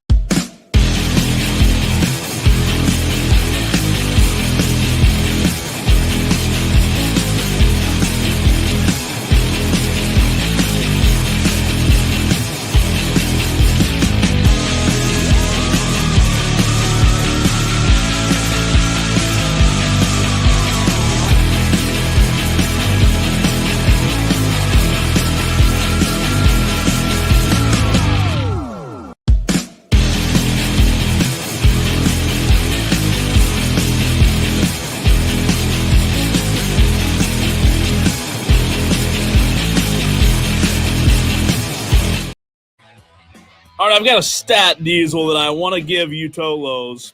I want to give it to you as well. But also a South Carolina LSU update. We are now in the fourth quarter of play. I'm sweating bullets because I need LSU to keep it within 16 points. It's not looking great. It is 58-47. South Carolina, Dawn Staley, the Lady Gamecocks lead LSU. They just made another free throw. It is now 59-47, Diesel. So a 12-point lead for the Gamecocks. What a win. What a night. They have played really, really well tonight. LSU's good. They're 20-0, 5-0 in the SEC, and number 5 in the country. But South Carolina just putting it on them. And, again, the Gamecocks were favored by Vegas by 14.5 points. LSU just hit a jumper to cut it to 49, so it's back to a 10-point game with 4:02 to go. So we'll keep you updated on that. Also want to let you know, Clemson fans out there, we do have Eric Bakich, the head baseball coach of the Clemson Tigers, joining us on Monday at 3:30 right here on the Fan Upstate. So stay tuned for that. We'll ask him about beer sales for the first time at Clemson. But Diesel, do you think Eric Bakich is an American lager type of guy, like a Budweiser kind of guy, or is Eric Bakich more of a hazy, bougie, as you would call it, a bougie beer type of guy? I don't see him as a bougie blue guy. collar. I'll ask him. I don't see him as a bougie kind of guy, though. I really don't. I think he's, lumberjack, kind of tough. Salt of the earth. Yeah, I think he is. Do you think he's forgiven Anheuser-Busch? I don't know. Because, I don't drink beer, so that one went over my head. No. 9-point game, by the way, 3:51 to go, fourth quarter. All right, are you ready for this? God, I hadn't heard that song in a long time. I feel like I'm in 2002 again. Here's a stat. This, again, a buddy of mine just randomly sent it to me, and I said, you know what, that'll be good to give out during the last segment of the show. The 2001 Miami Hurricanes, Diesel, they were a pretty good football team. I don't know if you know that or not, but the 2001 Miami Hurricanes were compromised of a pretty good defense. They were undefeated, 12-0, 7-0 in the conference, coached by Larry Coker. They had some dudes, right? They had some dudes on that 2001 Miami team, especially defensively. Here is the stat that I am going to give you to close the show today, and I hope that you are sitting down or somehow can understand this stat and make it make sense. The 2001 Miami Hurricanes would have gone 8-4 instead of 12-0 if the offense never scored a touchdown. Wow. Think about what a lot of defensive just scoring. said. A lot of pick sixes. Diesel. A lot of scoop and scores. Special teams, kick returns. Wow. I'm going to repeat that. In case you told the 2001 Miami Hurricanes would have gone 8-4 if the offense never scored a touchdown. That is the craziest statistic I've ever heard in my life. They obliterated everybody they played. 33-7 over Penn State, 61-0, 38-7, 45-3, 38-0, 59-0 over Syracuse, 65-7, 37-14 in the national champion in the Rose Bowl. Had a tough one against Boston College. Almost slipped up and lost. 18-7 was the and final. Virginia Tech was a 2-point game too. So wow. That stat though, man. Talk about being all over the place scoring wise. I mean, just absolutely suffocating defense. Again, we'll have to dive in to see what their defensive statistics were, but that you've never, again, 8-4. They'd have gone 8-4 if they would have never scored an offensive touchdown. I mean, some people consider them to be the greatest college football team in history. They scored 512 points. Listen to this, which is 42 a game, while yielding only 117 points, which is 9.75 points per game. They beat opponents by an average of 32.9 points per game, the largest margin in school history. DB says that was back when college football was awesome. Wonder if men were men. Yeah, I mean, wonder if Madcraft is Miami Hurricanes. He's not even Toloing. Cole, one final little thing for you. If you were considering getting in your jet plane and flying up to Charlotte as the show is over, I did consider to go see the Hornets host the Trailblazers, don't bother because they're going to lose. LaMelo Ball is out with a wrist injury. Brandon Miller out with a wrist injury. Miles Bridges day-to-day with a back injury. Trey Mann out. Grant Williams out. Cody Martin, day-to-day with a groin issue. Seth Curry, day-to-day with an ankle injury. Who's even playing for this team this week? Why didn't we get a call? That's right. I mean, they I'm sure they could use a couple of pudgy 6 foot nothing dudes out there. Yeah, they could have. It's better than playing a 4-man rotation. All right, here we go. We're down to the stretch. 2 minutes and 19 seconds. It's a 10-point game. I need LSU to keep go. Please go in, ball. Please go. Oh, no. I need them. There you go. All right, 8-point ball game with 2:10 to play. I need them to keep it within 16, Tolos.